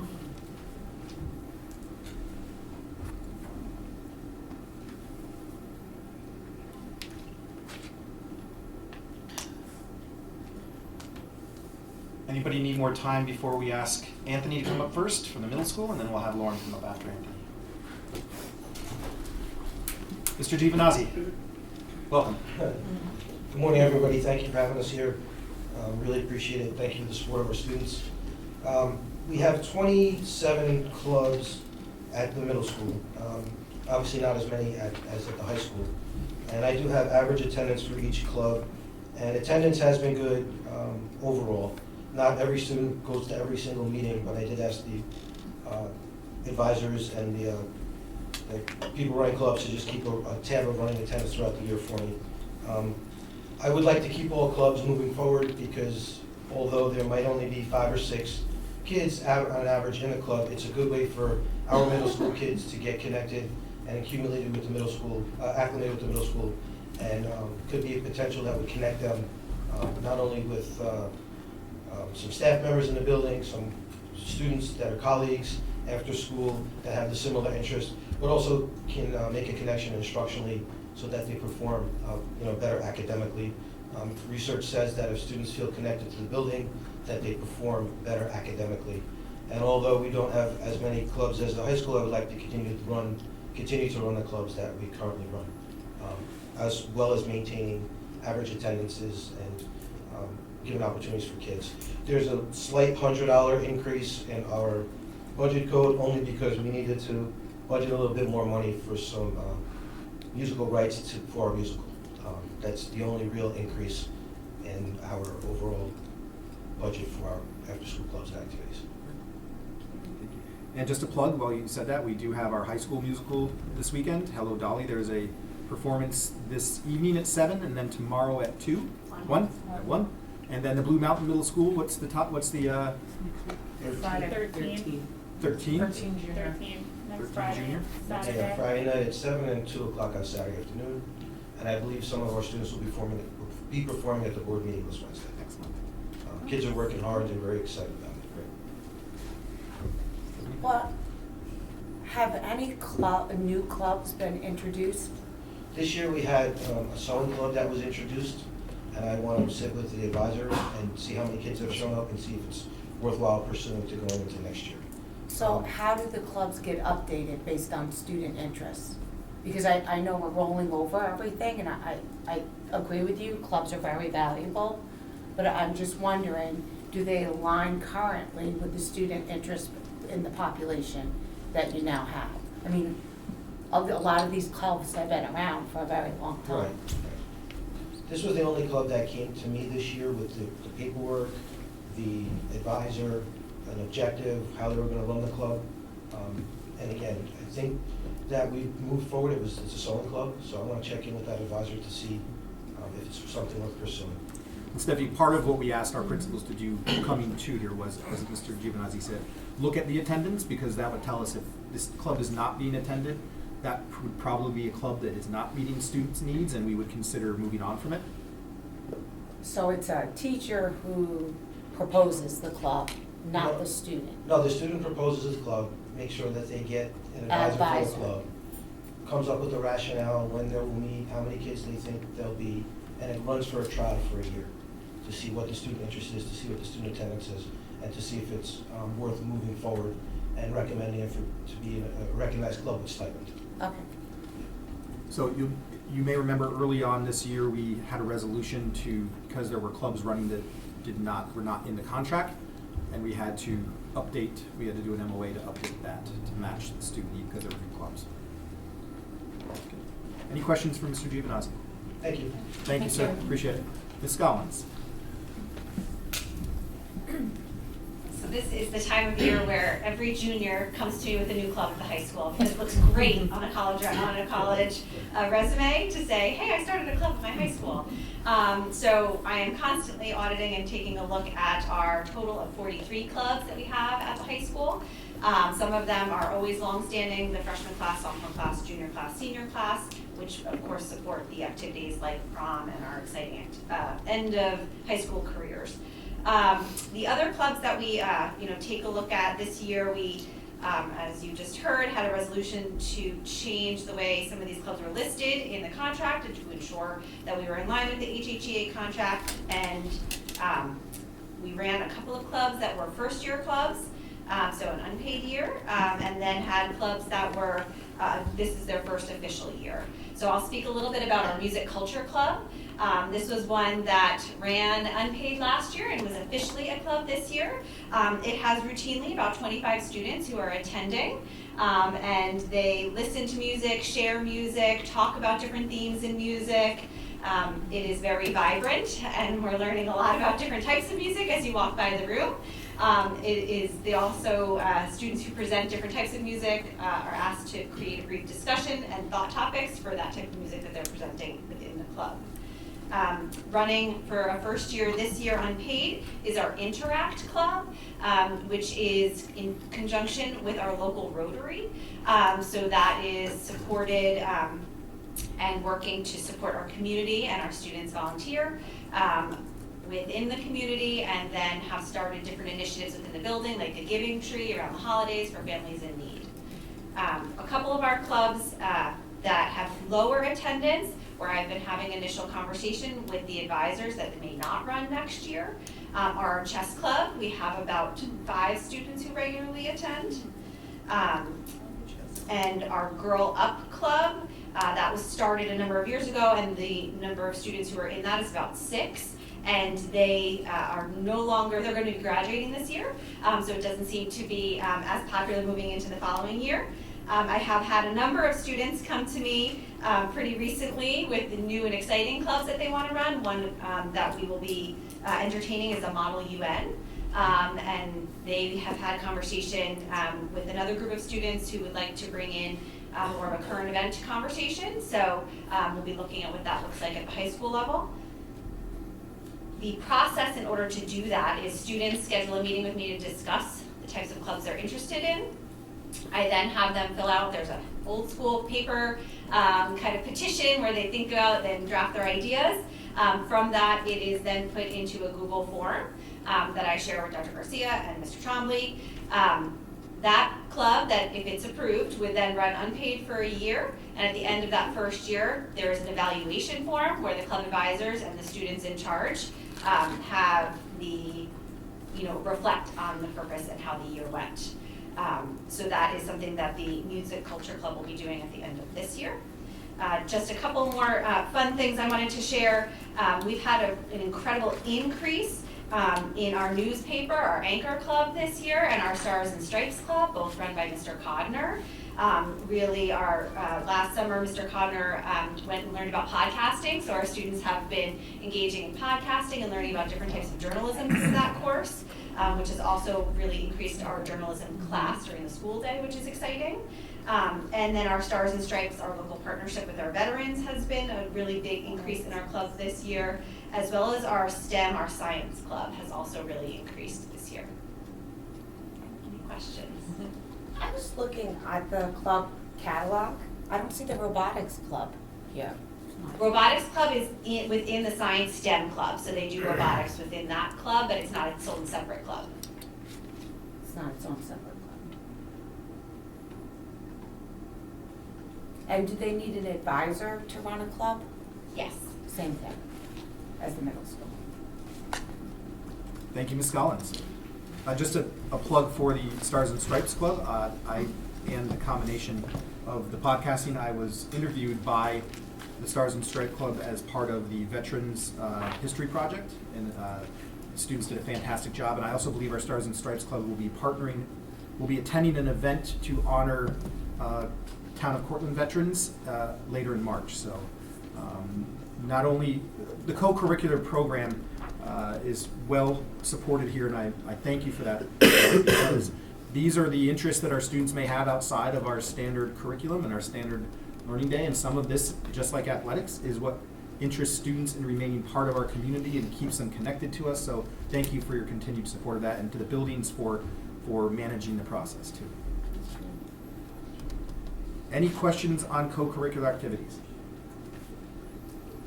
Okay, at this time, President Mills, we have a scheduled public comment.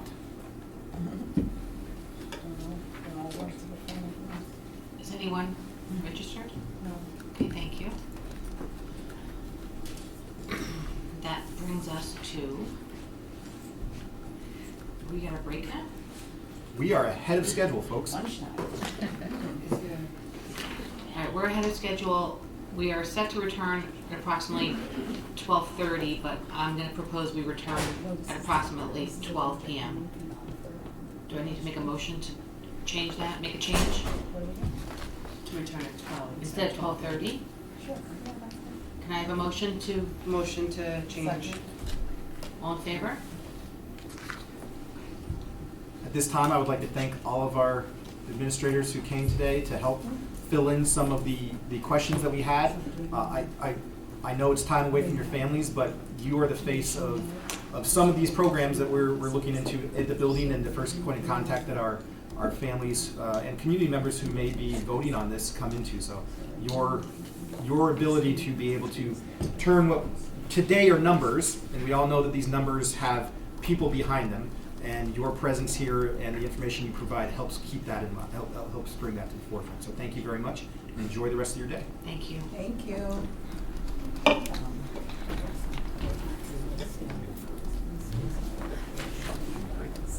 Break. We need to take a motion. We took a motion to come back. We took a motion to come back earlier, but do we have to take a motion to take a break? I don't know the answer. Motion to take a break. Hi, we are back live to make sure that we have a motion to take our lunch break. Motion to take a lunch break. Second. And return at noon. Second, all in favor? And return it, yeah. Hi, everyone, and welcome back to the Hendrick Hudson Board of Education meeting. Can I get a motion to reconvene the meeting? Motion. Have a second? All in favor? All right, that brings us into the next part of our meeting, which is the line-by-line review. General support, pupil transportation, community services, and undistributed categories. Fantastic title. So yes, we will begin our discussion this afternoon or a review, excuse me, with the 5510 codes, the 5530, and the 9732 codes. We're looking at transportation services.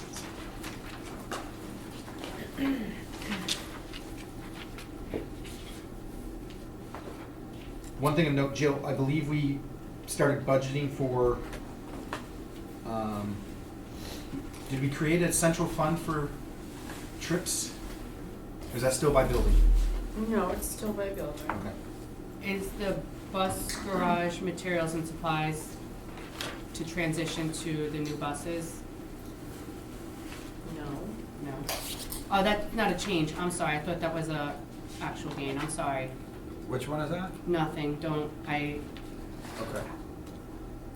had the wrong titles. Okay. Do we have to do anything for that for our next year, or would that be the following year? For the electric For buses? the electric buses? So we're transitioning, we're gonna be transitioning, but we're piloting a couple of new buses, electric buses this year coming, sorry. They haven't come in yet, so we haven't, had the experience to use them yet. But no, we're gonna be putting in a proposition, to the budget this year, to fund, additional ones, going forward. Buses, but then the garage space and stuff like that, do we have to make? So Anthony would have to speak to that, Okay. as far as the garage goes and what we can do. Anthony, could you just give us an overview of some of the things we may need to reconsider or address as we make a transition to fully electric buses, such as the infrastructure to support them, anything that we need to start planning for in terms of long trips or routes, anything that we might need to change as we go into this? So as of right now, for the transition, we're preparing, but we're only delving into this only so far. So if we're only getting a couple of buses to start, the infrastructure, the main infrastructure of the bus garage will support that. We'll just have to add chargers and so forth for those buses. But at some point in time, when we get further down the process, depending on where this takes us, this journey, because we don't know yet with SED, because they keep going back and forth when the ending date is and how much of this fleet you're going to have to turn over to being electric buses. So once we know that, we can figure out a plan for electrifying the whole bus garage or more charging stations, et cetera. But as of right now, we would only need several charging stations, and the bus garage would support that in its current state. But somewhere down the road, we need transformers, we would need additional equipment to get us up to snuff to do everything. In terms of maintenance and repair on the buses, it's supposed to be less because it has, in terms of braking and slowing down and all that, it's less wear and tear on the buses. That's one of the advantages of the electric buses. So in terms of materials and supplies, that should lessen for certain aspects of the bus. And then in terms of trips, yes, we would have to plan out our daily day because we do have a 4-tier system. So some of our buses during the course of the day are running 2 and 3 and 4 trips, bus runs, I should say. And then we would just have to figure out how that's going to work with taking an athletic trip or sports trip, so to speak, or an academic trip during the course of the day, et cetera. I'm also under the belief that eventually where we're going is going to also have that infrastructure involved, at some time and place. So if we go somewhere on a trip, we will be able to get a charging station at some other location. So we won't have to necessarily 100% rely on our charge to get us there and back, but that would take some coordination and some planning. Thank you, Anthony. Yeah, and the debt for those buses, they don't come out of those lines in the 5510 and 5530. They come out in the 9s. You'll see the funding for that when we go over that. Is the current bus garage's location okay to be outfitted or converted to an electrical bus garage? Because of the building, like where residential is and how far it has to be away? Nobody's stipulating any of that to me yet. My concern with the charging is currently in the configuration that we have, we park some of our buses outside and some of our buses inside. So we would have to designate area outside of the bus garage to also charge our fleet, which to me becomes concerning in terms of security of those devices and security of those buses that need to be charged outside. Okay. So there is no regulation right now in the town of Portland for how many feet it has to be away from I residential? think we're in a mixed zone, so we're in the commercial mixed zone, so Okay. we fall under that. But yeah, it would have to be something that we'd have to approach because the property that we're on is actually on the bus garage itself is in the village of Buchanan, and then the property in the front of the building is the town of Portland. We're in Montrose, so we're on two different pieces of property. So we'd have to approach both municipalities in discussion. Thank you, Anthony. Thank you.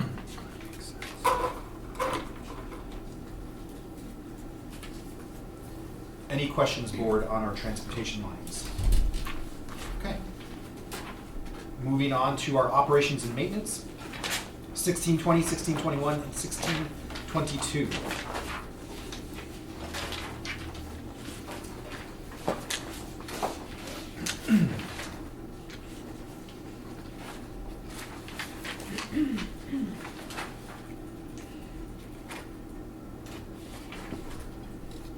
So conceptually, you're thinking about how we structure this day. This morning was our instructional program, and this afternoon is our operations.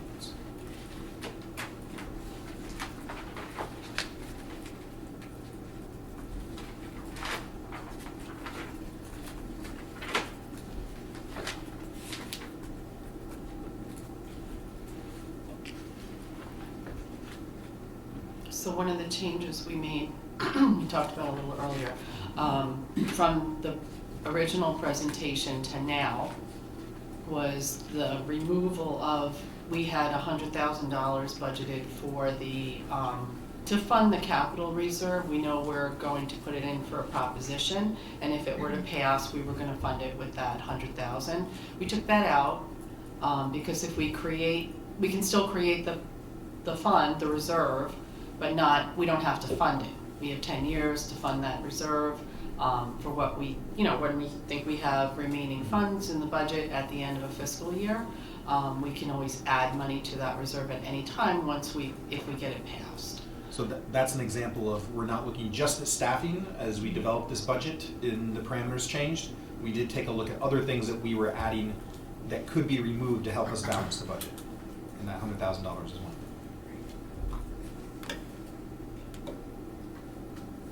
I'm not sure if you can answer this question, Anthony, and I'm not meaning to put you on the spot, it's just an observation. So we have utilities electric. Which code? One's A6120427-10.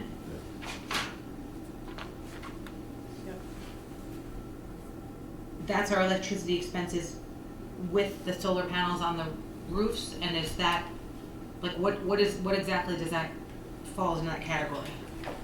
And I know we are working on the EPC that eventually will save us even more, so I just wanted to call that out. Sure. Our electrical code encompasses everything electrical, but it also has Con Ed in there. And Con Ed does some of our electric for our ball field lights, and then they do our gas. So both of those are falling in. So our electric through NIPA, which is our standard electric that we get from off the poles in the street, and then solar, what we're producing here, so that's a power purchase agreement, so everything we produce solar-wise, we purchase that through that company that's overseeing it now. And then, like I said, Con Ed for the gas and electric portion that they provide. Then you had a... Do we anticipate that going down with the EPC with the lights? Yeah, that was the other part. So with the EPC, it is my understanding that when we go to LED, we're going to lessen our electrical load as well. So I'm anticipating that, so that's kind of like why that number isn't like overinflated going high. However, this year with our utility costs for electric, I did see a little bit of a spike in our usage only because we had an extended winter or a very cold winter in certain sections. So we were running our heating system a little bit more than we have in the past several years. So we did see a little bit of an increase in costs. Also with NIPA, when we have those cold snaps, generally their cost for producing electricity goes up as well, so they pass those costs along to us. So we'll see some spikes in the winter in terms of our cost for electric, so our electric bill will go up. And that's the one nice thing about with the solar, because the solar stabilizes that. So we pay a flat rate for solar, and it goes up a certain percentage a year, but we always know what that rate is going to be. The downside to the solar during the harsh winter like we had, or cold, or where we had snow, the snow covers the solar panels, so we wind up having a lesser rate of generation of power. So our solar production dips down, so now we're more reliant on NIPA and our outside electric. Great, that's a good explanation. Thank you. One thing we need to keep an eye on, and Anthony and I have talked about this, we will most likely have to look at cooling options for our buildings with the heat bill. And so we may see some impact on our electricity, but that's just something to be aware of. So in terms of that, if you want to expand on that a little bit, yes, the heat bill is coming up. So we're looking at options to, that starts in the September 25, that we have to have a plan in place. But to try to get ahead of the curve, I've spoken to Mr. Tremblay about it a couple of times, in terms of what we can do to, by subsidize, some, for lack of a better term, window units for air conditioning in some of the classrooms, and starting in the elementary schools and then expanding out from there. So we are looking at that. But again, as we add those, it's going to add to our plug load as well. But in theory, that should be in our shoulder months, which will be in like the Septembers, Octobers, and then, the Mays and the Junes. So those are the times that I'm not running my heating system. So now I'm running my cooling system, which will drag on my electrical load a little bit further in terms of that. But going back to what we were talking about earlier with the EPC, hoping to shed some of that load in terms of the lighting. So it's kind of just moving it from year to year. So we have to see what that's going to bring us over the next year or two. Thank you.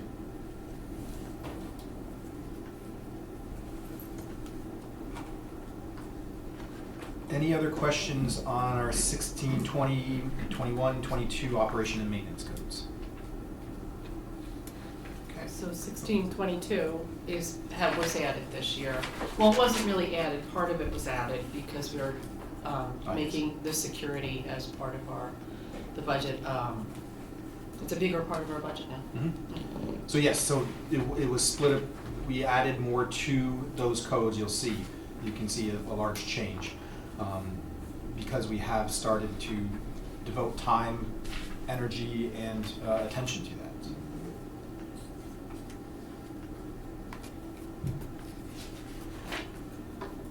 Okay. We will move on now to the Board of Education, Central Administration, Business Administration, Legal and Personnel Codes, which are grouped together as our 1010, 1040, 1060, 1240, 1310, 1320, 1325, 1330, 1420, 1430, and 1910.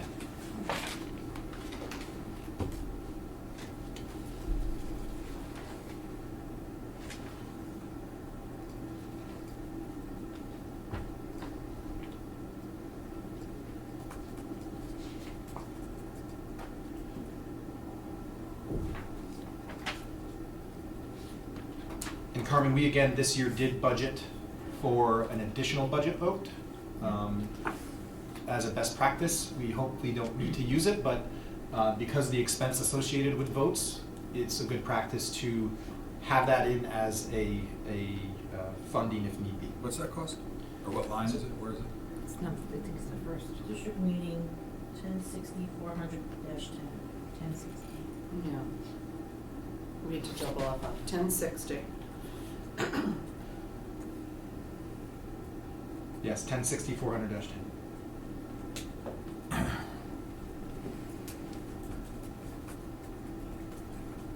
The other one was for that DEI coordinator, that increase. What's that, Carmen? The DEI coordinator?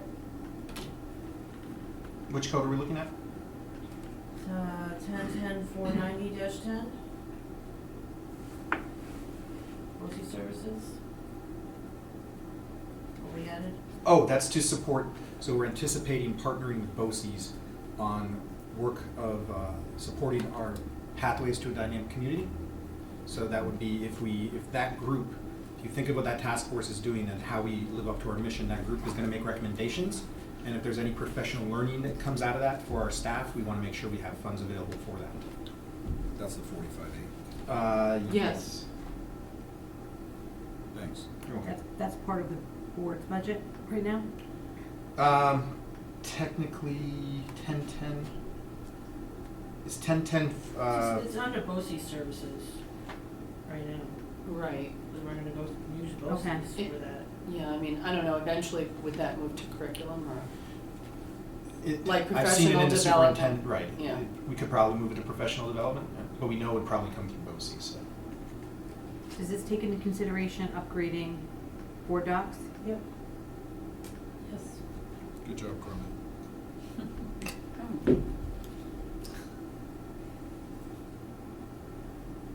And it also takes into consideration that we're doing a lot of, ourselves are doing a lot of independent training and. Yes.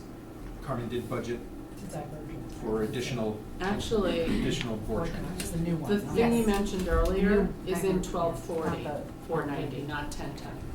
What's that? The So that's the coordinator. BOCES, that's the superintendent's BOCES contractual. The thought exchange. Was that what the increase was then through BOCES, the thought exchange?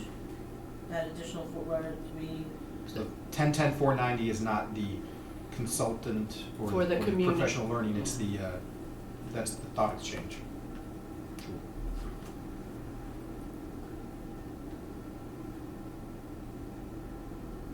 I don't even see that. I'm I'm looking at 1010-490 dash 010. Right, I have the worksheets up from earlier meeting. Yeah, what is that? It's the thought exchange. 490. It's primarily. It says diligent community, No, no, no. board docs, and super Oh, yeah, eval. no, it's not. Oh, it's not fully 45,000. It's one No. of the things that's included in there. It's one of the things under that line item. Yeah, I know. I was like 45,000. No, thought exchange is not Okay. 45,000.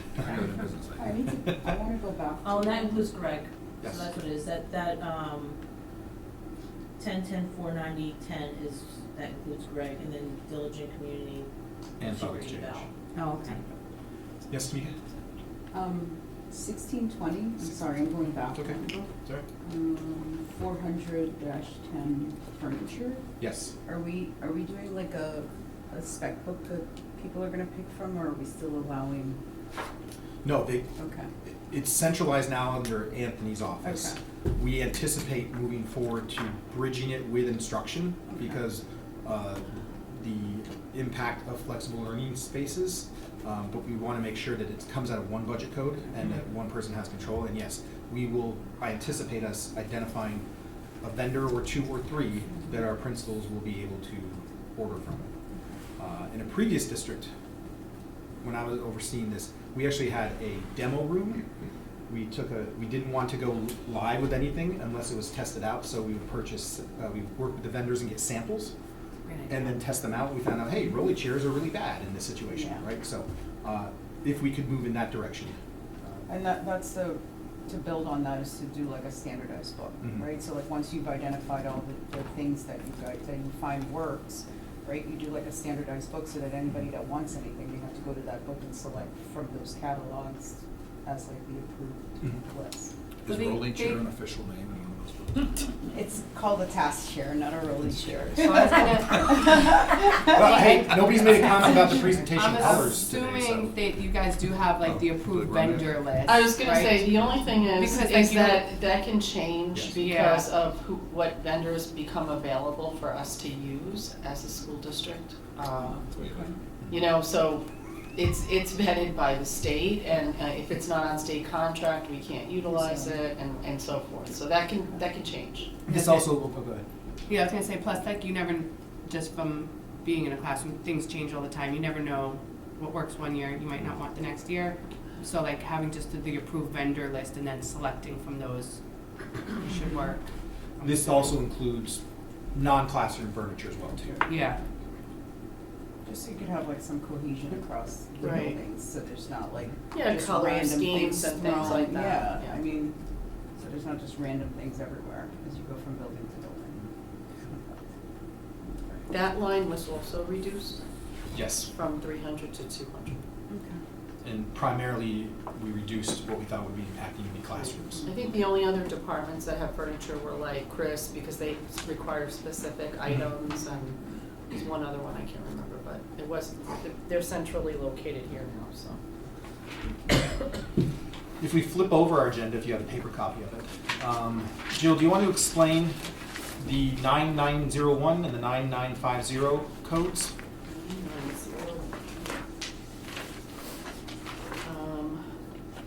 Oh, the transfers? Yeah. Okay, so the transfer to other funds, the 100,000 versus the 85 last year. That's for our extended school year program. The general operating budget is responsible for 20% of that program. So that's just an estimate. Obviously, we don't know the total cost of that, but we have to fund the special aid fund. So it's a transfer to the special aid fund. Up to $100,000, so that should cover the 20% that we're gonna owe. The transfer you see, okay, so this is repurposed or reallocated to other codes, and that was the 9901-960-10. That's where we fund all our debt, principal, and interest. Instead of representing that in the debt service fund, there's no reason to do that unless you're refunding a bond. So we're gonna just expense it all in the general fund, which is really, it's the same thing. If you show the transfer of the expense, it's 2.5 million. If you add up all those little codes between 9711 down to 9789, those would be the new debt amounts for this year. So it's basically just a switch there from where we're transferring the money, or where we're expending the money, what fund we're expending it in. And then the, but except for the last piece there, the buses too, below that. So they were transferring out 2.5 million plus the 350 to the debt service fund and then expensing it in there. It really makes no difference. The only reason you use the debt service fund is to expense a refunded bond. They were just they must have refunded bonds at one point. They were expending everything in the debt service fund. It doesn't make any difference. We still have to show the expense, whether it's in that fund or in the general fund, but they're interchangeable. So I moved it all back to the general fund so we could all see it in one place, and you could identify what it's for: the buses, the computer leases, the EPC, the bond issues. So they're all identified right there. So that's what that's all about. And then the bottom one there that says budget adjustment, that was just a NYSERDA gave us the grant for the 500,000. That's in the last year column, but not in the this year column. So it increased our prior year's budget by 500,000, and that's the work that's being done at the at BV for the air monitoring. And those are those lines right there. Thank you, Jill.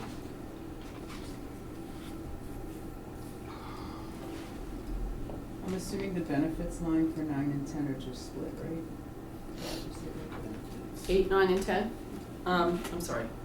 The health insurance line. Yeah. Yeah. So there's a Medicare. So instead of lumping it all into, I have to separate it for transparency reasons for the state. So the 800,000 is our Medicare reimbursements to retirees for Part B Medicare. The 6.8 million is what we pay. 9060 800-08. I didn't realize we moved on. Oh, Yeah, Sorry. Yeah, it's the last. did you have questions on the other stuff? sorry. No, Oh. I just didn't know we moved on. Oh, Okay. sorry, I Sorry. skipped over. Are we Oh, it's still in okay. transfers? The coffee hasn't kicked in. Yeah, No, I'm next sorry.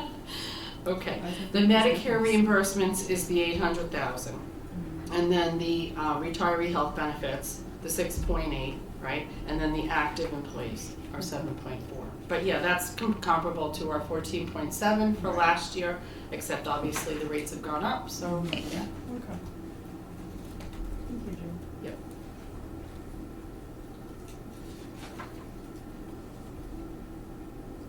It's a pretty small increase. Mm-hmm.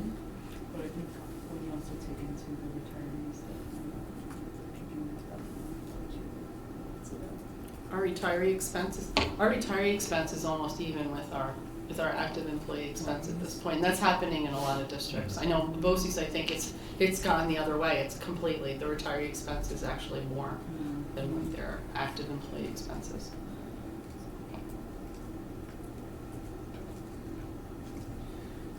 Any any questions on our interfund transfers?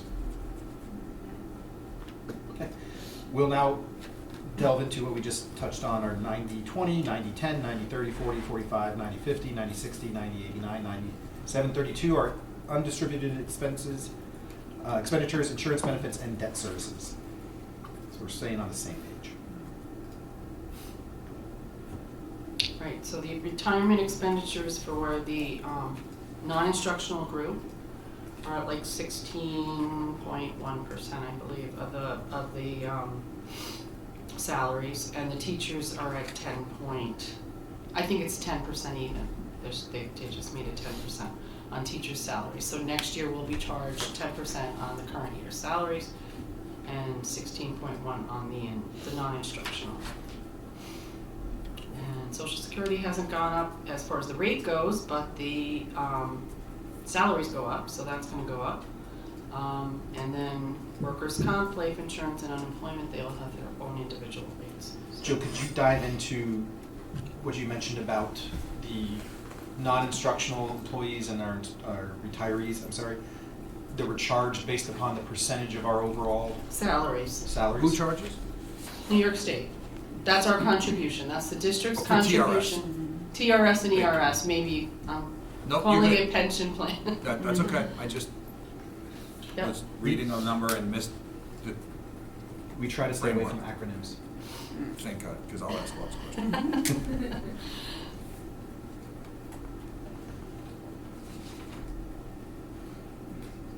My first year was Federal Health Police.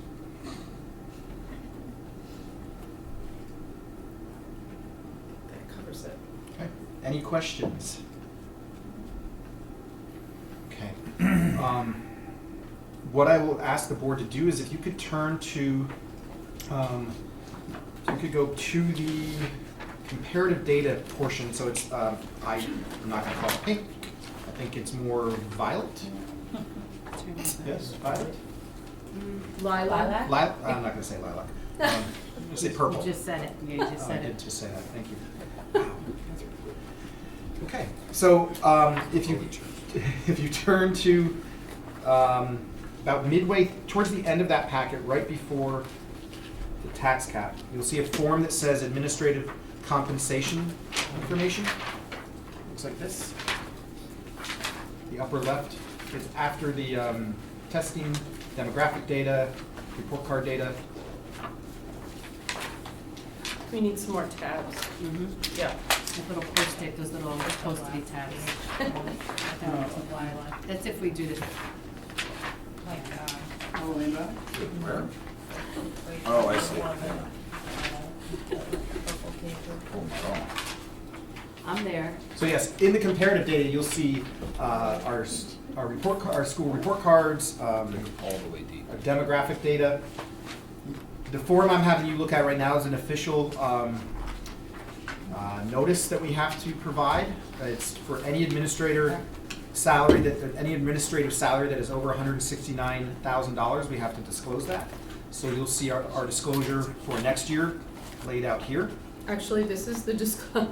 Oh, disclosure for 23-24. Yeah, we don't have You don't have it yet? this is what was filed in May of '24. We don't have the new one yet. Okay. We have to still do it. It's not due yet. Okay. And we don't have those final numbers anyway yet. So that's there for you to review. Yep. Also, on the next page, if you move past the white divider, you'll see the official tax cap form that we filed. That has to be disclosed as well. Right. And then we move into one of my favorite sections of the budget book. It's not so favorite right now. Is the comparative data. So we often talk about our budget in isolation, and I always found it helpful to provide comparative data to show where we stand within our 3 BOCES region. So If you go after the tax cap, the remainder of the budget book will have various types of comparative data to look at. So we belong to the Putnam, Northern Westchester, BOCES, but all of the districts within our region, it's Putnam, Northern Westchester, Southern Westchester, and Rockland, I believe. Yeah. We put together various data about our district and where we quote unquote rank within that. So this will have various aspects of our budget compared to other districts and how they spend it. And then we show a rank in there as well, and most of them will also show a cost per pupil. The first one is missing the rank. Yes. And, What is SE? That's where you'll see. Town dollars SE. Which page? The first one. The last one? No. The last one? Table assessment and equalization. Oh, that's the equalization rate? If it's 100% versus if they use like a multiplier? Where are you on elastic? I think Jeremy is on the last Last one, yes. form? The last comparative data, that is taxable assessments and equalization rates. Does that SE represent whether they're fully taxed or they use like an assessed value rate Right. that then uses that Right, if they're multiplier? at 100, right, at 100. Thank you. What is the rank for state aid? Rank for state, Which one are you, oh, I think you have to go back to that tax levy star state aid number, right? So isn't that something? This sheet. Yeah, that's what I'm.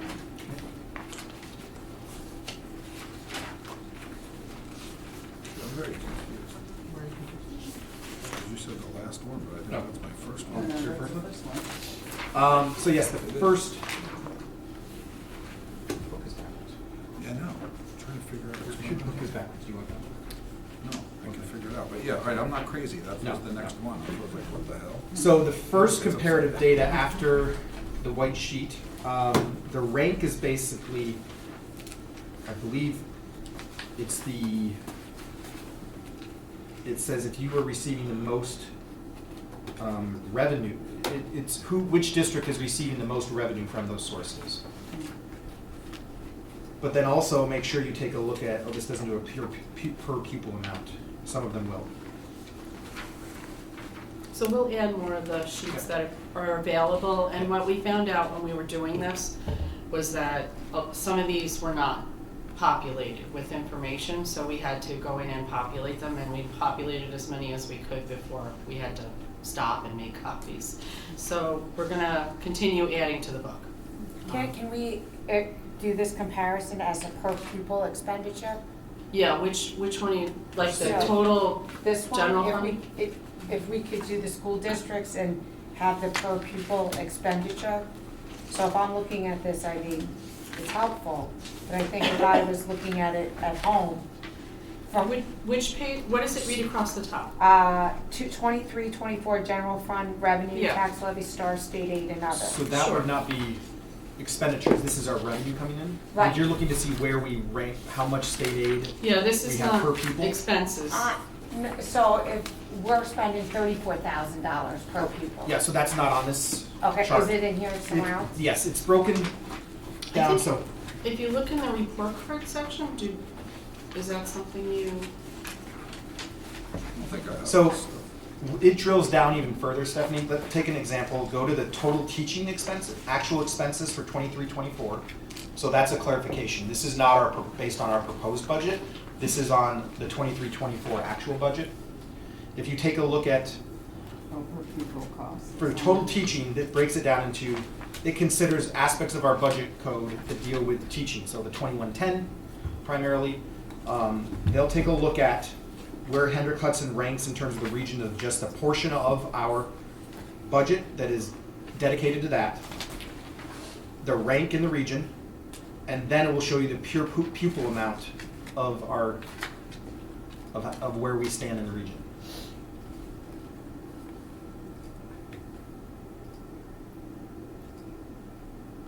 So what we're showing here is that as a portion of our budget, we have the highest portion of our budget in the region dedicated to the teaching.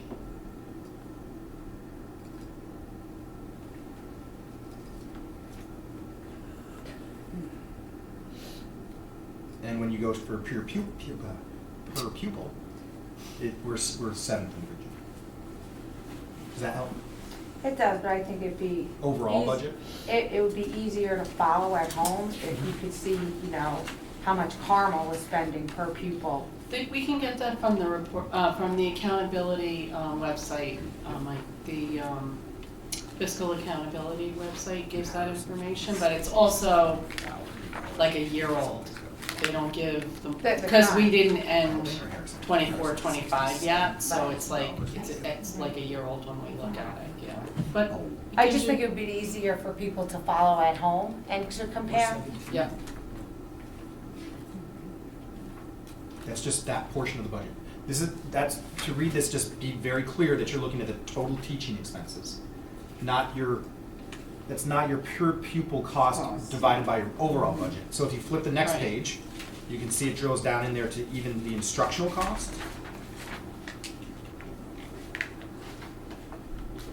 And you can see that our rank is much different when you break it down by that variable in the region.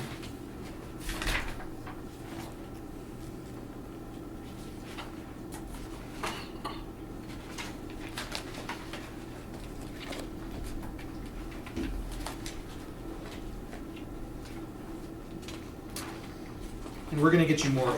Okay, I don't understand this thing. Okay. How is everyone at 55% on average for their, oh, that's a general.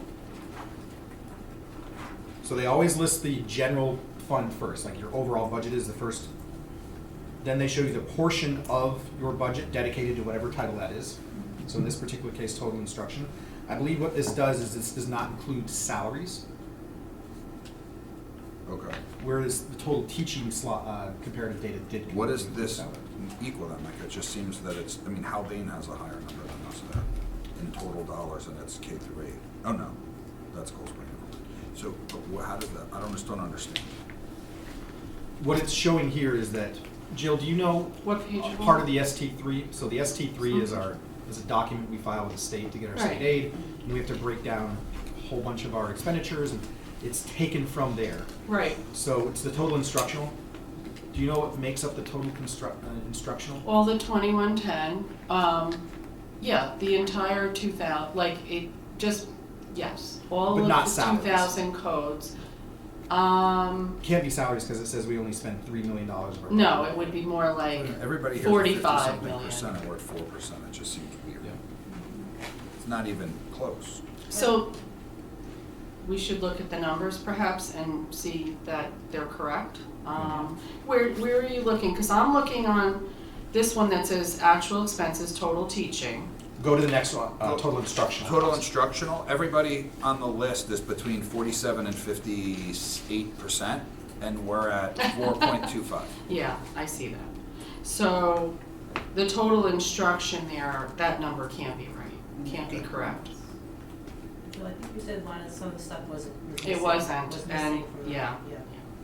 So this is filed with BOCES, and BOCES produces this through what's called a clearinghouse that we can access to. So we'll go with Right, BOCES. but if it's not populated correctly, it's only as good as the information Yes. that's, Yeah. you know. We'll So verify obviously that. that's not a good number. Yep. What's the difference? I'll look into it. When it says total teaching, is that like what you pay for the teachers as opposed to? That like, to me is teaching the and total instruction instructional? number because that's about right. the It same says thing? 39 million, so that to Teaching me and is, instruction's There's the probably same. some crossover. Yeah. yes. So we'll make sure that we clarify that. I'm just on and the data this one, the nysed.gov, this has the per pupil cost for our district for 23-24. Jill, can you send that to me and I'll update the board?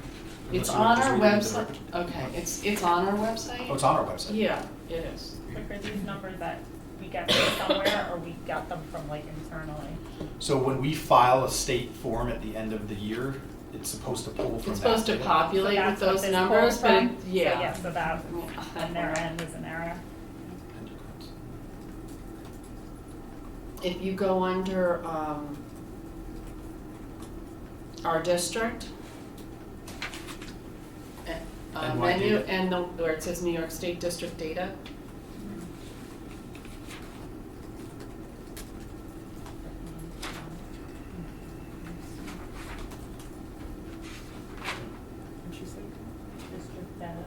I'm gonna have Greg pull it up.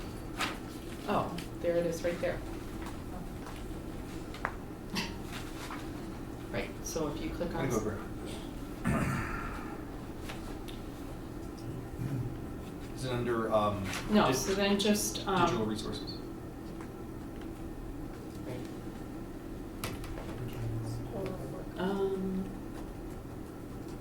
Digital resources, no. You're talking about the cost per pupil, Mike? Mm-hmm. So I think school report card, and then, oh, they don't have the fiscal, I'm looking for the fiscal information.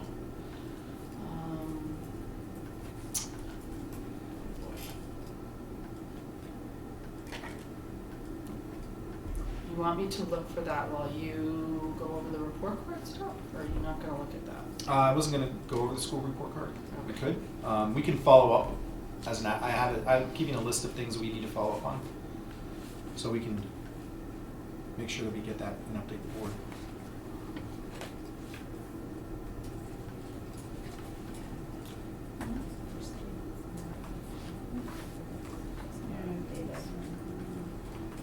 Just one more place we can. Accountability. I was trying to build the report, but Yeah. it's not You working. had cost per student in some other report that we've seen. Yeah, I think it's this one. It calculates it. It should give the calculation if you, but there's not there's usually a fiscal accountability tab, Oh, okay. and I don't see it on there. You mean the cost per pupil? Yeah. Yeah, to get that number. And they, We were given it in an email. Yeah, I know So we've seen it, I just. we had the cost per pupil, I believe it was 34 something, mhm. But it's usually populated on this page because if we can calculate. 37,402 And was the where cost did per that pupil. come from? Mike. Let me look at my email. No, I'm asking because there's all different ways to calculate it, right? You Yes. could do a straight budget, divide by the number of Yeah. students, you know, there's different ways. So if you know. It would be helpful to look at Hendrick Hudson's cost per pupil. In comparison. In comparison, like we have the other districts here, because these are a lot of numbers to digest. So to me, being, just a regular resident, it would be a helpful guide to judge how we compare. So that, the clearinghouse does have a lot of capability to produce that data. We have to also rely on the other districts to file it. So we'll see if we can find the pure pupil ranking for us and how we compare to other districts. Okay.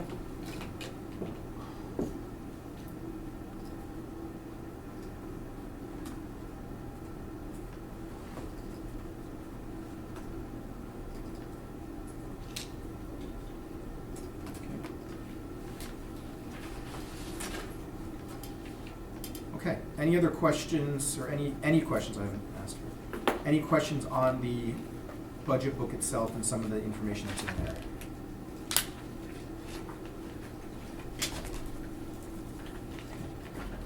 So Greg, could we go back to our slide deck?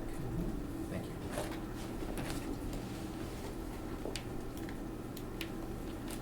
And we're going to want to go to slide 223. So as we always do, we'll take a look at our financial projections. Jill, any update to be aware of on these? No, but I did include it in here, in the green section, it's the last page. Oh, it's in your budget book as well. I mean, if you wanna see it up close. We keep seeing the same one, but I did update it to include the use of the additional fund balance for the 875, which we are going to establish a reserve for at the end of this school year. Right now, currently looking at our expenditures for the current school year, I am at least expecting to have $1.4 million left to distribute to that reserve.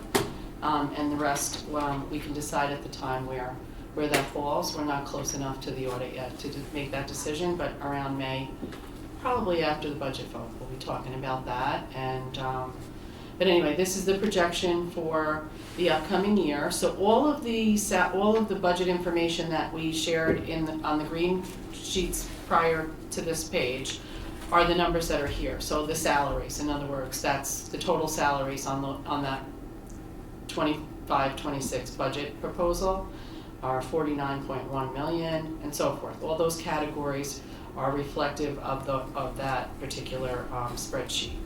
And the revenues below, I've updated those. I looked at the Westchester County sales tax. I expect to get a little bit more than I originally projected. I had it at 1.4, which was the same as last year. I expect that to be slightly higher, so it's up to 1.8. Interest, I also expect a good return on what we are using for that instrument right now. We're using New York Class, and New York Class is yielding a daily interest rate renewal, so I'm getting higher interest rates than I expected, so I added a little money to that. Again, as we get closer to the end of the school year, those numbers, become more relevant. And that's about all that really changed. The aid we're still waiting on, so we're projecting only what we had last year because that's all they put on our legislative estimate for the upcoming year. Hopefully we'll get some updated information soon. Our budget to budget change with that using that 875. So we were at, I think, 2.5 for the budget to budget. Now it's 2.78 because we're increasing the total overall. And the total budget being 96.2 million, but we're still at the same tax cap. Obviously, that doesn't change. 4.58%, and we're at the maximum amount right now. So those are the changes. Thank you, Jill. And also want to say, as before you head out, Mr. Merlini, thank you for joining us today. I think we're done discussing our operations and maintenance and transportation, so thank you for the insights you provided to the board today. Thank you. Thank you. On our next slide, we have our fund balance status or projection. No, that's what we just did. Oh, I'm sorry. Oh, well, you can. This is for the people at home. Yeah, I don't have that. In the budget book. In the book.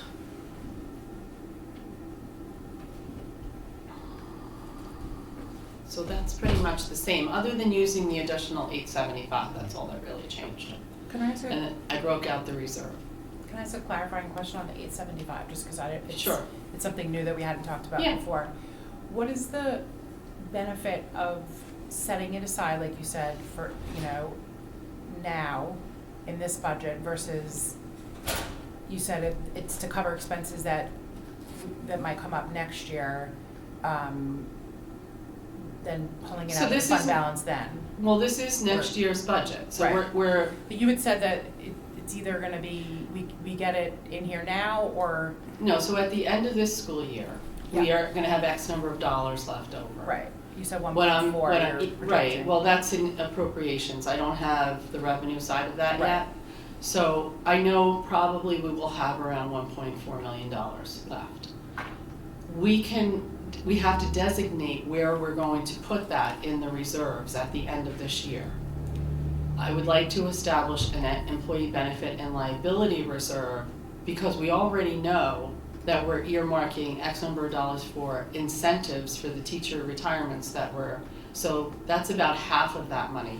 Right. And then the other half of that will be for any other type of liabilities in payroll that either we don't know are going to occur, perhaps substitute pay, perhaps any kind of payroll liability. It's a liability. Want to cover, have it cover next. It's like it's still rainy day, but it's for a more specific amount. Right.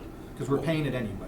Right, and I don't want to incorporate it into the expenditure of the budget. You'll exceed your tax cap, and I don't think we should do that for something we're not sure we need to use it for, right? So let's put it into the reserve at the end of this year, earmark it, and then Our tax cap calculation. we don't want to do that. I wasn't getting that part of it. Yeah. Okay. Jill, why are we showing the fund balance decreasing for next year in our overall totals? Well, we're planning on using some of it, right? So we don't know exactly, right? And then also, we know that $2.2 million or $2 million of that, we're gonna lose in revenues automatically, because the the cessation fund is not going to fund us as much. It's gonna fund us $2 million less next year, so. But what are we showing that we're carrying over from this year to next year? I mean, we're not gonna know until you. We're not gonna know, I'm just. Projecting out about Yeah, 1.4. yeah, it's too early to tell. I looked at every expense line so far this year, and I do think we're gonna have around 1.4 left. So, I've incorporated the increase, but I've also taken out the 2 million that I know we're gonna not get next year, so we have to reduce it by that. And we may get some interest on that money a little bit, depending on how the interest rates are, so it's all just right now an estimate. We might get a little bit more state aid, which we've been fortunate with, but. Yeah. Okay, we And just you don't had know. said, I think you had said, because I know you were working with that NISPA program about trying to recoup past aid that we didn't get, and that we had successfully. We have successfully recovered some aid on bus purchases that we have. But that'll get distributed over Next year. like 5 years. 5 years. Yeah, so it's around $600,000, but it's over Evenly? 5 years. Yeah. Evenly per year? Yeah, Roughly. that's how they do it. It's roughly about $120,000 or $25,000 a year. It's not that much, but it's obviously more than what we're getting. And then they're working now So where do you on reflect that capital then? project. That'll be coming in through our state aid, but we don't know, I didn't get notified that we're getting it yet, so sit tight. But I mean, that's the estimate.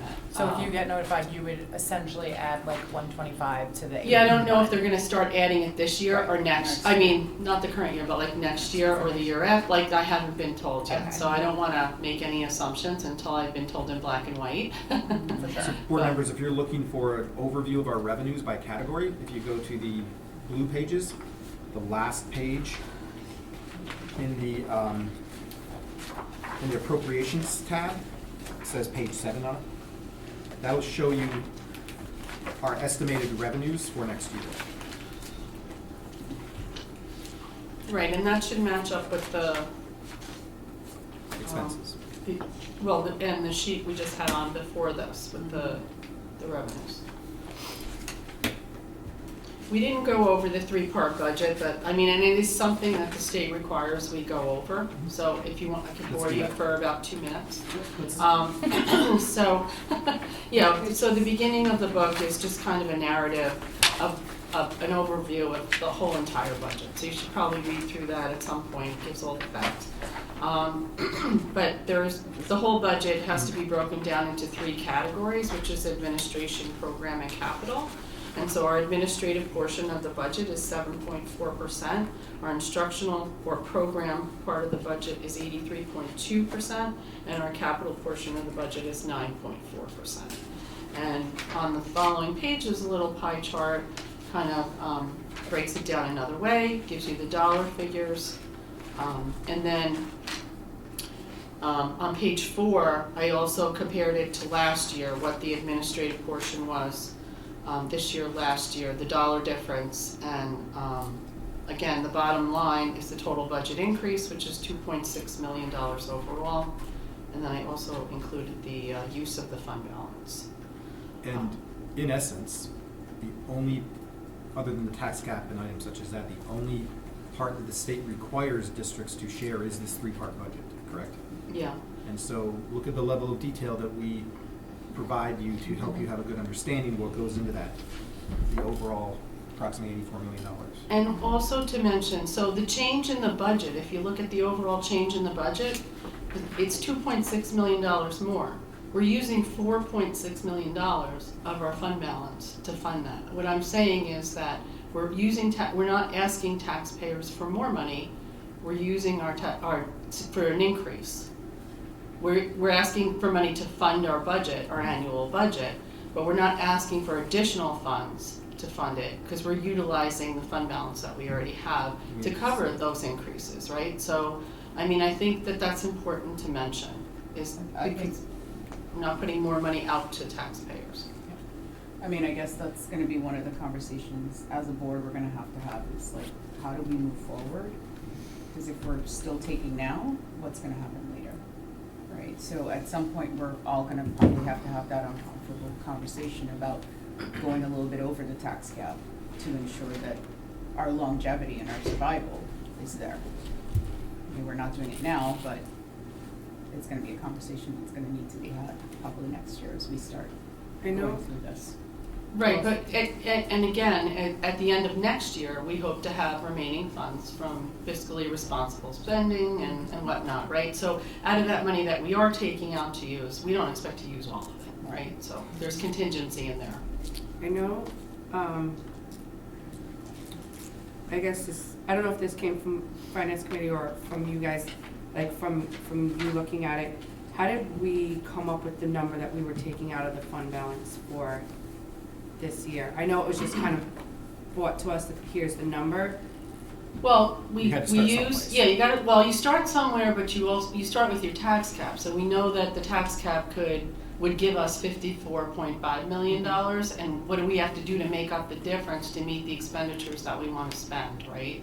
So the difference was the 3.75, we're close to it, and then we, moved some money around in the budget, we took things out, we added things in, we talked about staffing. So all of those things combined led us to say, well, if we use 3.75, I think we can make ends meet. Okay. And that's basically it. I have what is probably a naive question, but since it's my first official why budget we're doing season, this. I'm gonna ask it anyway. So, because this is what I do in my daily budget management for work. If you're anticipating a 1.4 savings from the end of this year, what would keep us from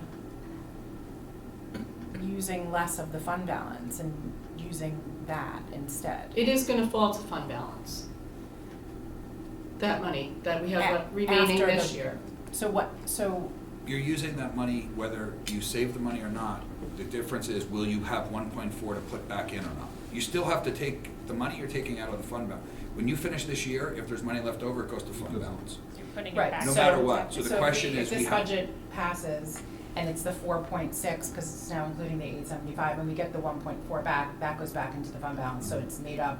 Yeah, but you that we would took it nonetheless, out. you're still using 3 point whatever from the fund balance, whether it's got an additional component from this year's leftover or not, you're still taking that amount out.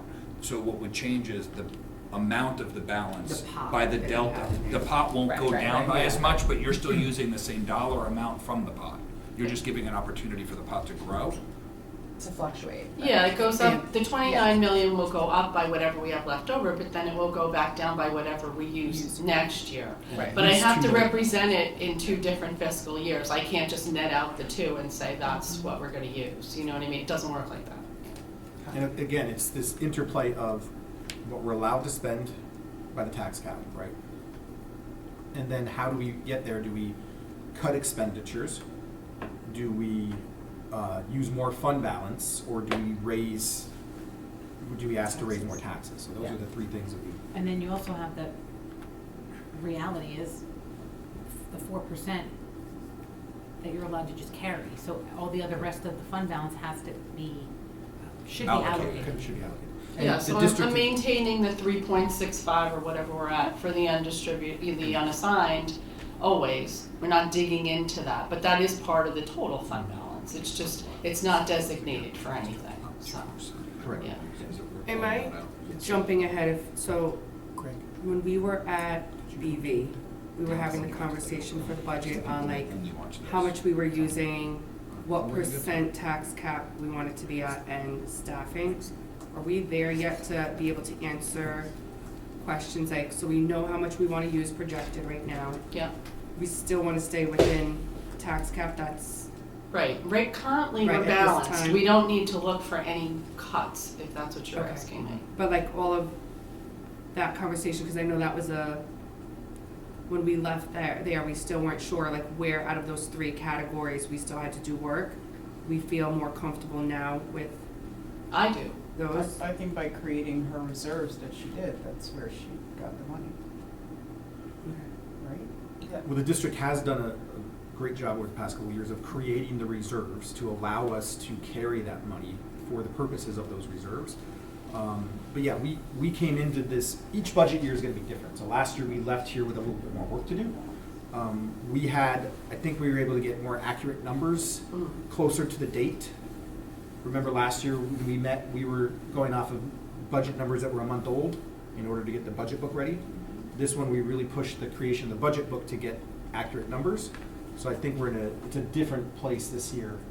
Yeah, I mean, it sounds like you were still making a lot more changes at this point in time, whereas now we're completely balanced and not looking for. So a month ago, when we were talking at BV probably, that's when we were not meeting, we were still $1.5 million away from the revenues meeting the expenses, and what are we gonna do? And are we gonna use fund balance to help that? Or are we going to make staffing decisions? You know, where are we gonna look in the budget to find that $1.5 million? And yes, so I believe you're right, your recollection is correct. And so if we take a look at the next slide, this is our how we came up with our tax cap. Just as a reminder to the public, the 2% tax cap is often how it's referred to.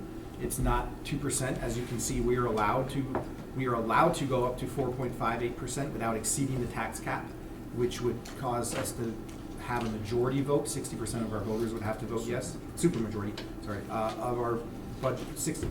Supermajority, 60% of our voting public would have to pass that or vote yes for the budget. So we do not have to go for a supermajority. So the reason why it's not 2% is because there's a lot of other factors that can be excluded from that calculation, such as some of the our contributions to employee benefits, some capital expenses. Well, it's the capital expenses versus the building aid, right? So the building aid comes in, we put it up against what it costs for debt service, so that's an exclusion. But we also have to add back the exclusion we took last year. So, and then the pilots come into play. And if any of the pension, TRS or ERS goes up over 2%, we're allowed to take that as an exclusion as well. But neither one of those were over 2%, so we couldn't take any exclusion for the increases in that. Yeah. And the legislature can add or take away some of those exclusions. There was some consideration. I know many superintendents were advocating for the ability to take anything we spend on SROs out of the tax calculation, just as an example. So those are things that you'll have to monitor as well too. If we go to this won't be changing unless the aid changes for some reason in our building aid area of the budget. Can I just ask a quick question? What did we have left over from last year, from the fund balance that we carried forward? Close to $4 million. Right? Yeah, 3.9. This year we're looking at 1.4 now. Well, right now, I don't have the revenues all entered, and I hope to, exceed those as well, and then that 1.4 number will go up. So we're gonna. But I can tell you right now, it's not going to be as high as last year because just by virtue of the fact that I know the payroll was not 100%, budgeted for to the extent that it should have been. But the year prior to last year too, it was like almost $3 million. Okay. So we had 3, then 3.7. Now this year, we're looking at 1.3 possibly, right? This is like the lower number. Yeah. Plus, we're also now taking money sort of from our fund balance to carry us forward. We've had some new contracts since then too. Yeah. So my question to everyone, right, is that we need to be continuing to add to our fund balance, right? And this year next year, we're gonna start pretty much using from it. We're already starting for next year, right? Yeah. So we're not growing that pot that we have if we're continuing to spend. I know, but see, this is where for me, there's like a disconnect. The comptroller's office, we're recommended 4% that we're allowed to carry. The goal, we're not a business, right? School's not a business. So that money has to be allocated somewhere, and we happen to be approved for that special account for our fund balance, for the sole purpose that we created that was to fill these gaps while the cessation fund was filling in to even out. The goal here is not to just we can't just keep taxing people more money and just holding it. Well, the goal from the beginning was for us to save up enough money to get to 2030 when the cessation fund is completely removed. Right. And we're not getting $8 million like we are this year, right? Right. And we're getting $0 to say, hey, that pot of money that we have.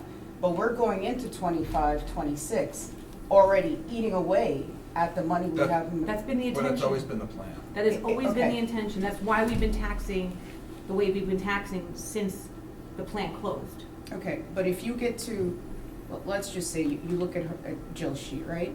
You get to 20, 29, 20, 30, right? Or let's just start before that. I'm saying we're starting this process a lot sooner than it was supposed to be started, which is 2030 when we have $0. No, that was Not never the true. plan. The plan was always to Okay. use, it's not It's okay. fact. It's, if you listen, at least, unless you were part of a conversation that I've never heard, and I'm not saying that disrespectfully, because we've all been part of different conversations. But the idea was always to begin utilizing this fund, additional fund balance. It was first way more than the 4%, then because it was never previously put into that separate fund, which we established a year or so ago, right? The idea of that was to use small pieces of that every year to replace, not when that $2 million went, not what is that called? Cessation fund was 100% gone in 2030. It was to give us a slow letdown, if you will, until 2030. Now, originally, the idea was that we were maybe going to have fewer than $1 million come 2030, but now it appears that we're going to, that was what the projections when Don Hoffman was here, if I recall correctly. His projection was 2030, we were going to have fewer than $1 million left and no funds outside of the general fund whatsoever. So just a quick note, right, just a quick note. You look at the forward projections. The year after next year, right, you're supposed to be using 6 million, then the other year you're using 8 million, then the year after that you're using 10 million, and then the year after that you're using 12 million. If you're already taking from it now and we're only gonna be left with like $25 million, how do we cover all of the other years that are coming with the projections forward? You can't just tax, so, I don't know, correct me if we have been basically overtaxing our community to put money in a bucket. This is before you know, this is not, you were before your time. This is before you were here. That was how it was explained to the public, time and time again. At the end of that fiscal year, that's how it was explained. That's how the projections look like. Now we're here, we're being more fiscally responsible, but at the end of the day, the intention was to carry this money through. So at some point, we have to, the community's gonna level off. Meaning what? But they're gonna level off with what? If we go into 20, we're going in with 20, let's just say $25 million, right? You have 6 after 27, 8 million, 10 million, 12 million. We don't have any money in that fund balance to cover that. So that's my whole point. It's like if we're already taking, the 2 years prior to this year, the 2 years prior to this year, we saved 3 million, and the year after we saved 3.7 million. This is the first year we're already starting to use this money. I'm just saying that at some point, as a board, we're gonna have to have that conversation as to what we do, because if you look at these, right, let me just Shouldn't there finish be my a thought. projection of taking the $29 million and seeing what we can use each year to get us to 2030? Because you that's can't not possibly plan out that far. First of all, the current amount that we have right now. It's gonna be difficult to ever It's plan hard out to that do. far. I know it's hard to do, Um, but that's essentially what you're saying, is that what we have right now is not going to last us if we project to 2030. It's not. You get to 2030 and you need $12 million. You're using 60 year after, you're using 8, then you're using 10, and by 2030, when the cessation is 0, you need $12 million currently in our projections. You're not gonna have that money. Correct. You're using it all now.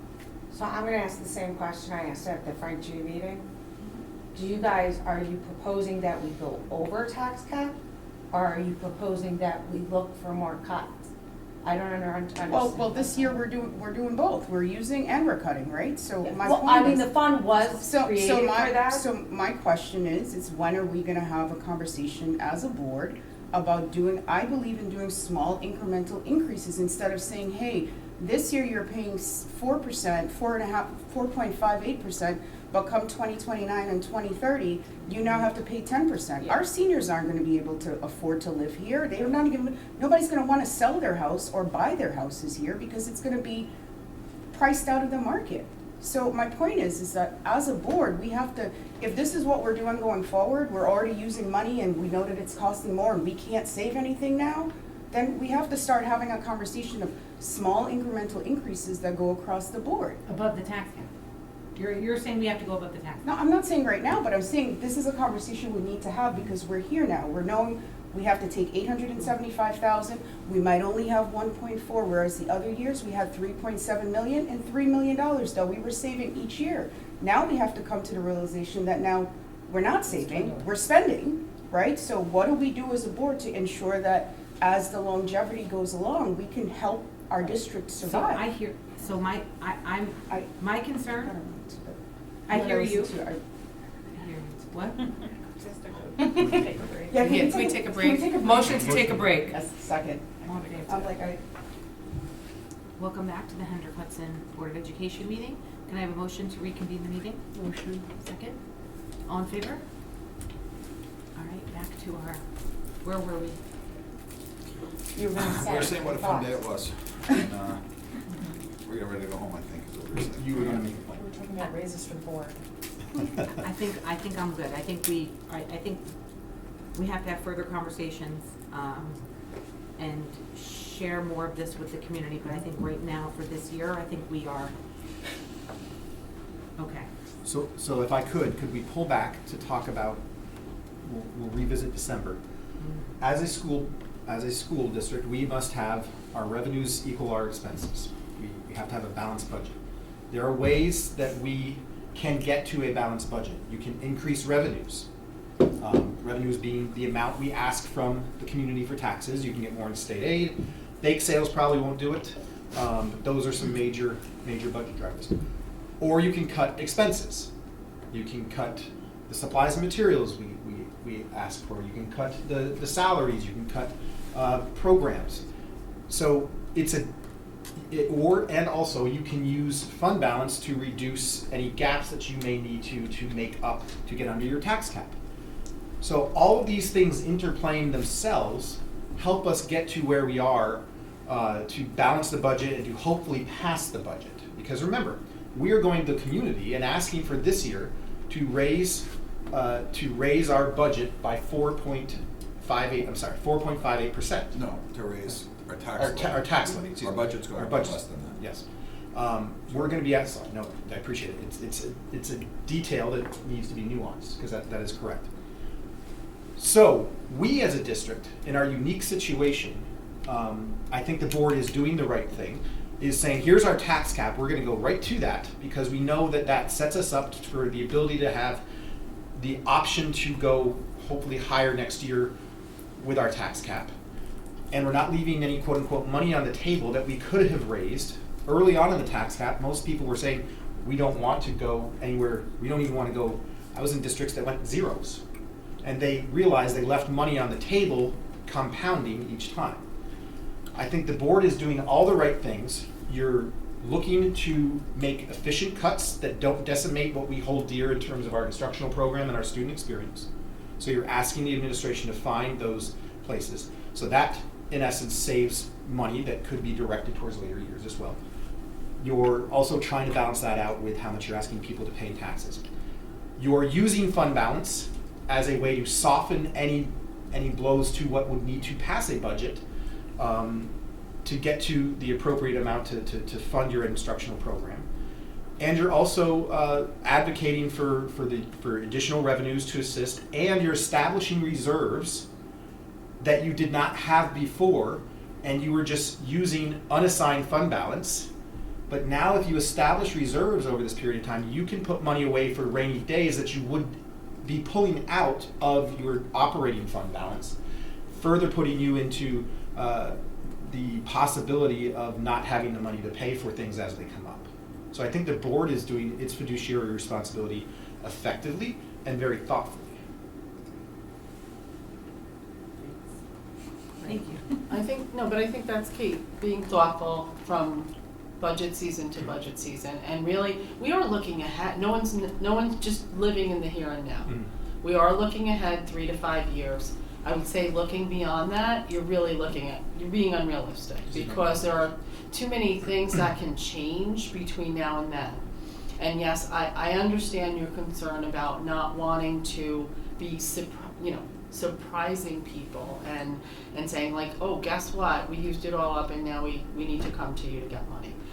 We will know that before we get to that point, and it's going to be enough in advance that you're not going to be surprising people. And I think, just have to look at how much we're spending each year and how much we're able to save each year before you can jump into that decision, And I think that right now, I'm telling you right now, conservatively, what I think we're gonna have left over. I'm hoping to have a little more than that. But I won't know for sure for a couple of months. But let's just, I think we have to just act that way for now and forever, until we find out how are we going to replace the revenue that we lost through losing Indian Point as our taxpayer, right? So I mean, I don't know what the New York State's going to come down with. Are they going to give us new formulas because we're in that place? I don't know. But I think we just move forward thoughtfully each year and not do it without thinking ahead. Yeah, so that's exactly my thought, is that we have to just look forward, right? Because we've been fortunate enough that state aid has covered we've been fortunate enough to get more state aid than we've been anticipating for each year, right? But if that ever changes, then we're in a whole other situation. So I think as we go forward as a board, we just need to keep all those factors in mind as we're going forward. The one thing to also consider, pulling out from our unique situation here, is that many districts, assume we don't have the cessation fund decreasing, assume we don't have the fund balance that we have, the reserve that we have. Most school districts at this time of the year, you gave us a parameter to make a budget within the tax cap. Many districts at this time of the budget season are saying, okay, we're solid on our tax cap, we know what it is, it's 3%. Do we want to go to the public with a budget, levy to levy increase that is 3%, or do we want to use fund balance to decrease or make cuts to decrease what we're asking the community to pay?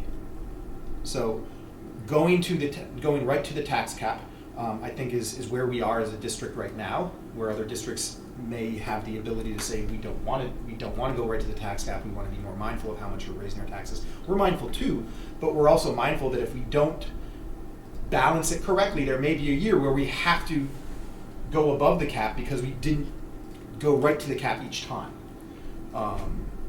And so that's something to consider as we continue to go forward. So I think we already jumped into our discussion portion of today, which we appreciate that we've been having the good conversations throughout it. Is there anything else that the board has questions on? Any information that you need to help make an informed decision of adopting a budget in the next couple of weeks? Yes. Just for my own education, I'm wondering, we've come up with these parameters of like how to get to the budget this year, what the parameters are. Do we have a similar capability of figuring out, I know we can't predict the future, you were saying 3 to 5 years is like the most you can sort of predict out, but like we were just talking about moving forward, we might have to go closer. What data can we start like really focusing on to help us prepare for those decisions upcoming? I think it's going to be the audit, right? Like what happens once we close the books and Jill does the audit. So if you think about a cycle, monetarily it's going to be the audit. That's right. So like obviously that's a big part of it. Means, so as we get closer and you're going to make suggestions around what you think we should do with staffing or program or whatever else, it would and we're going to start looking at, we're going to look more deeply, because this is what the board would like to do, and it's really important that we look more deeply at our student success, where are our students succeeding? What do they need to succeed? Are the kids in each building getting what they need? Right. What percentage of our population is special ed and E&L, and what's that cost look like? when you're gonna start asking us to make these decisions and have these broader conversations in public, I think what Corey is saying, and you can correct me if I'm wrong. Yeah, no, you're is, so far.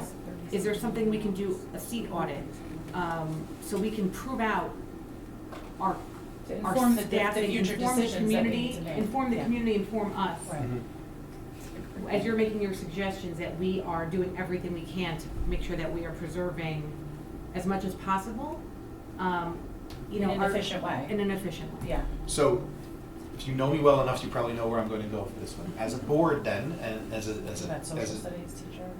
I could go there, Okay. yes. So what I would suggest is, I've heard you use the word success. Are our kids getting what they need? Are we doing the right thing? Are our kids prepared?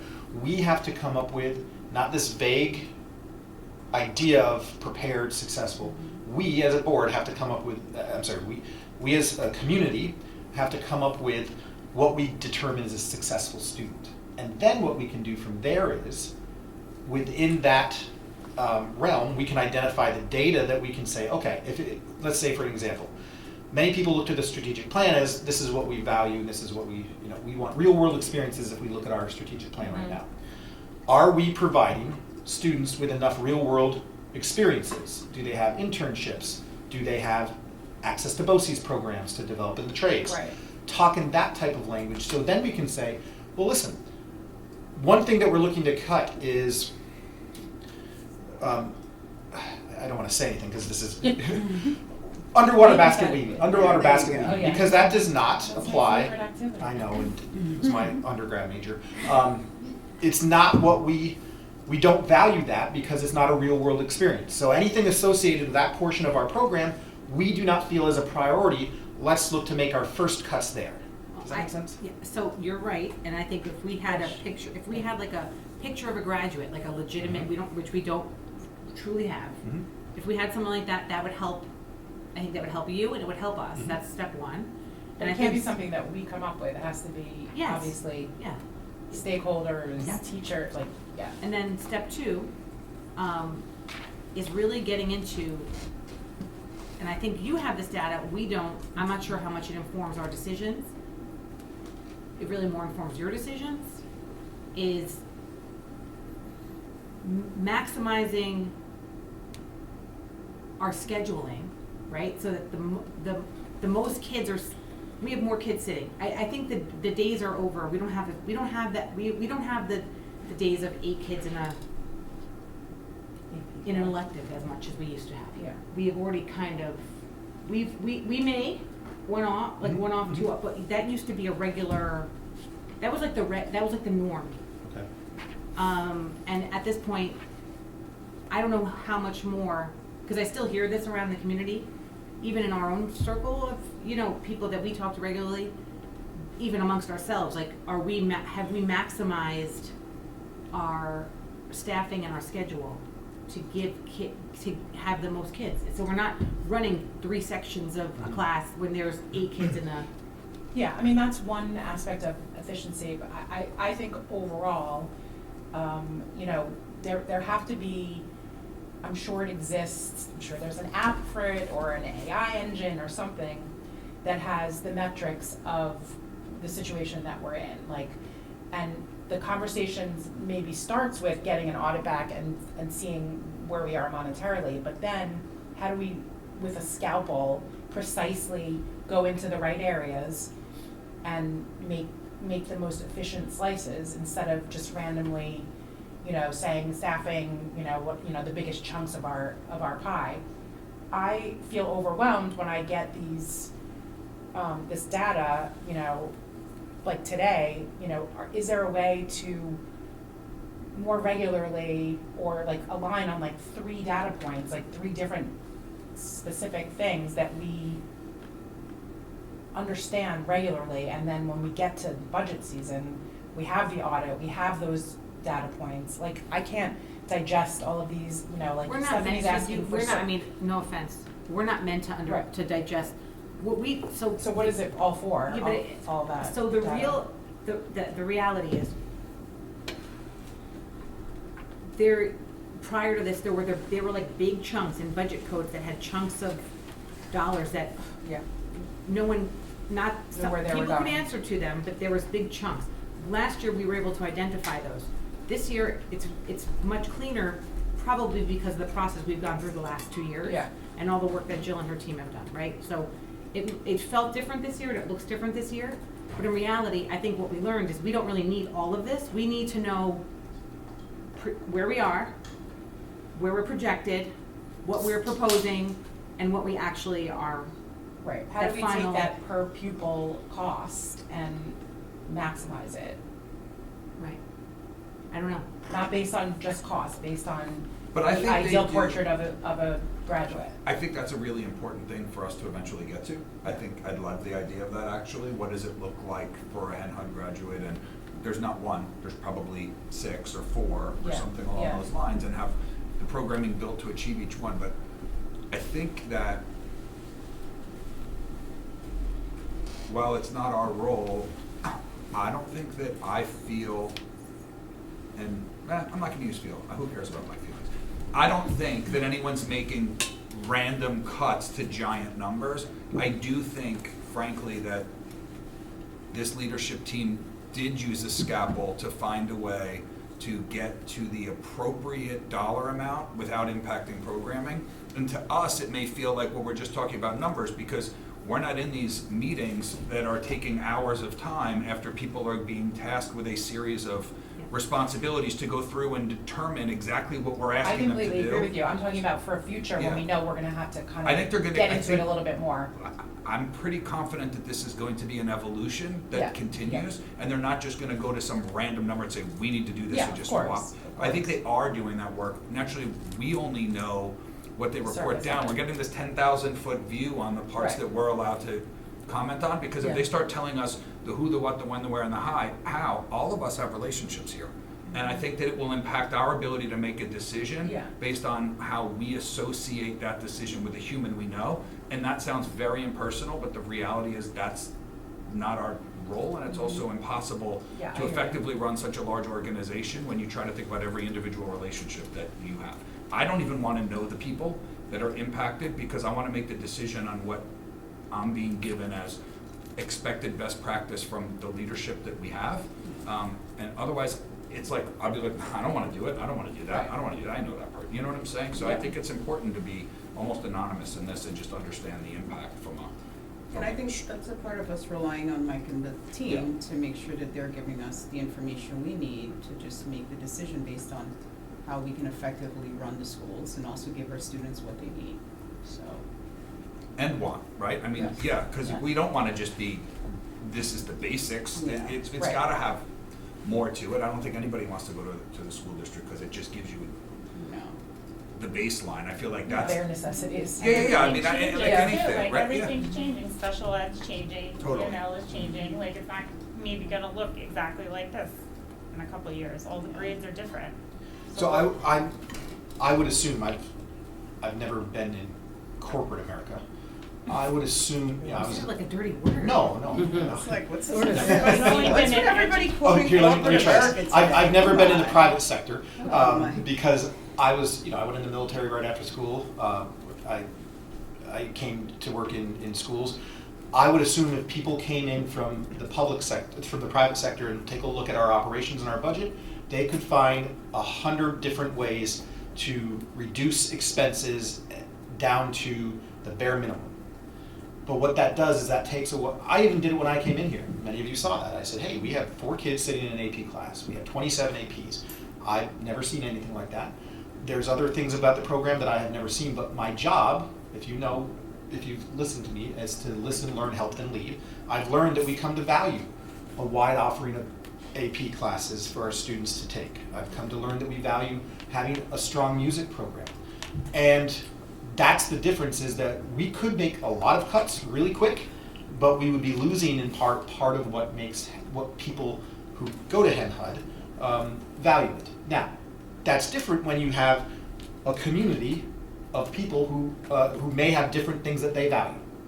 And so that's our job as the administration, is to take all that input and to try to make the best decision educationally for our students in a fiscally responsible manner so that we can have the Hendrick Hudson School District with all those different inputs. So at the end of the day, we do have to make some of those tough decisions. So I feel that we always are taking a scalpel to education. I often tell my administrators that change can be an iceberg or a flood. They both impact the physical landscape, but they do it differently. Education tends to be an iceberg because we don't want to just pull something out of our program that's been a support for so long. We want to assist people in do that. So for instance, when you take a look at the data about the number of teaching assistants we have compared to other schools who are even larger than us, you're going to see that we tend to have more. But just pulling that out is going to impact the instructional program. Could it impact for a better, in a positive way down the road? Yes, but it's also going to need, or it couldn't, but it will take people time to adjust to that. So we're trying to do it. I think you saw us change course this year. We were going to make drastic changes to some of the structures of the high school and the middle school, and we pulled back on those because we didn't need to do it all this year. We were able to get to where we were in the budget because of things such as a teacher retirement incentive, because of the way that other things fell, that we naturally monitor. So we'll continue to do that and make those small incremental changes in an iceberg-like fashion to hopefully to get us to where we need to be. Are we sticking with the start times? Yep. I've never heard again about that. Remember, I said we were just considering it. I know, but my daughter was here the day you said that, and she's been teasing my son about it. We really gave up on It's that? For this year. I never said anything. No, we did. We had a conversation. We did for this. That's one of those that we were gonna come back to at some time. We were supposed to come back to it. No, but not this year. I'm mentioning, I think we should, if we are going to continue to explore that, we need to have public. We needed time. We need time here in this forum to hear from the community. I like the way it is. We talked about it.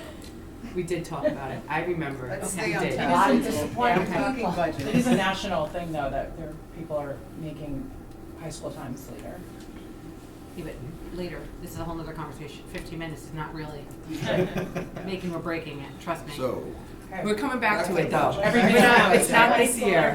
here comes the, by the way, pretty good meeting, here comes the emails. Yeah, here come the emails. Nobody cared about anything from 8 o'clock to 1:52. So, board, do you feel Start time comfortable? of the high school. Do you feel comfortable with the parameters that we still have moving forward with this budget? And we'll have one more budget meeting, or one more meeting before we ask you to adopt. And then we will do our roadshow with the community, helping them understand what's in the budget, what we anticipate. And again, the budget is not just a balance sheet, it's a statement of our educational goals or beliefs and values. And I feel comfortable being able to speak to what we value and believe in this budget. Yeah, we should mention our meet and greet and the adjustment. Oh, that's for Wednesday. Sure, Wednesday we have our meet and greet, our second set, thanks to everyone who attended the first one. Yeah, the community was an outpouring of support for that. So for the second one, it's this Wednesday at, we're here at the high school, correct? At 5.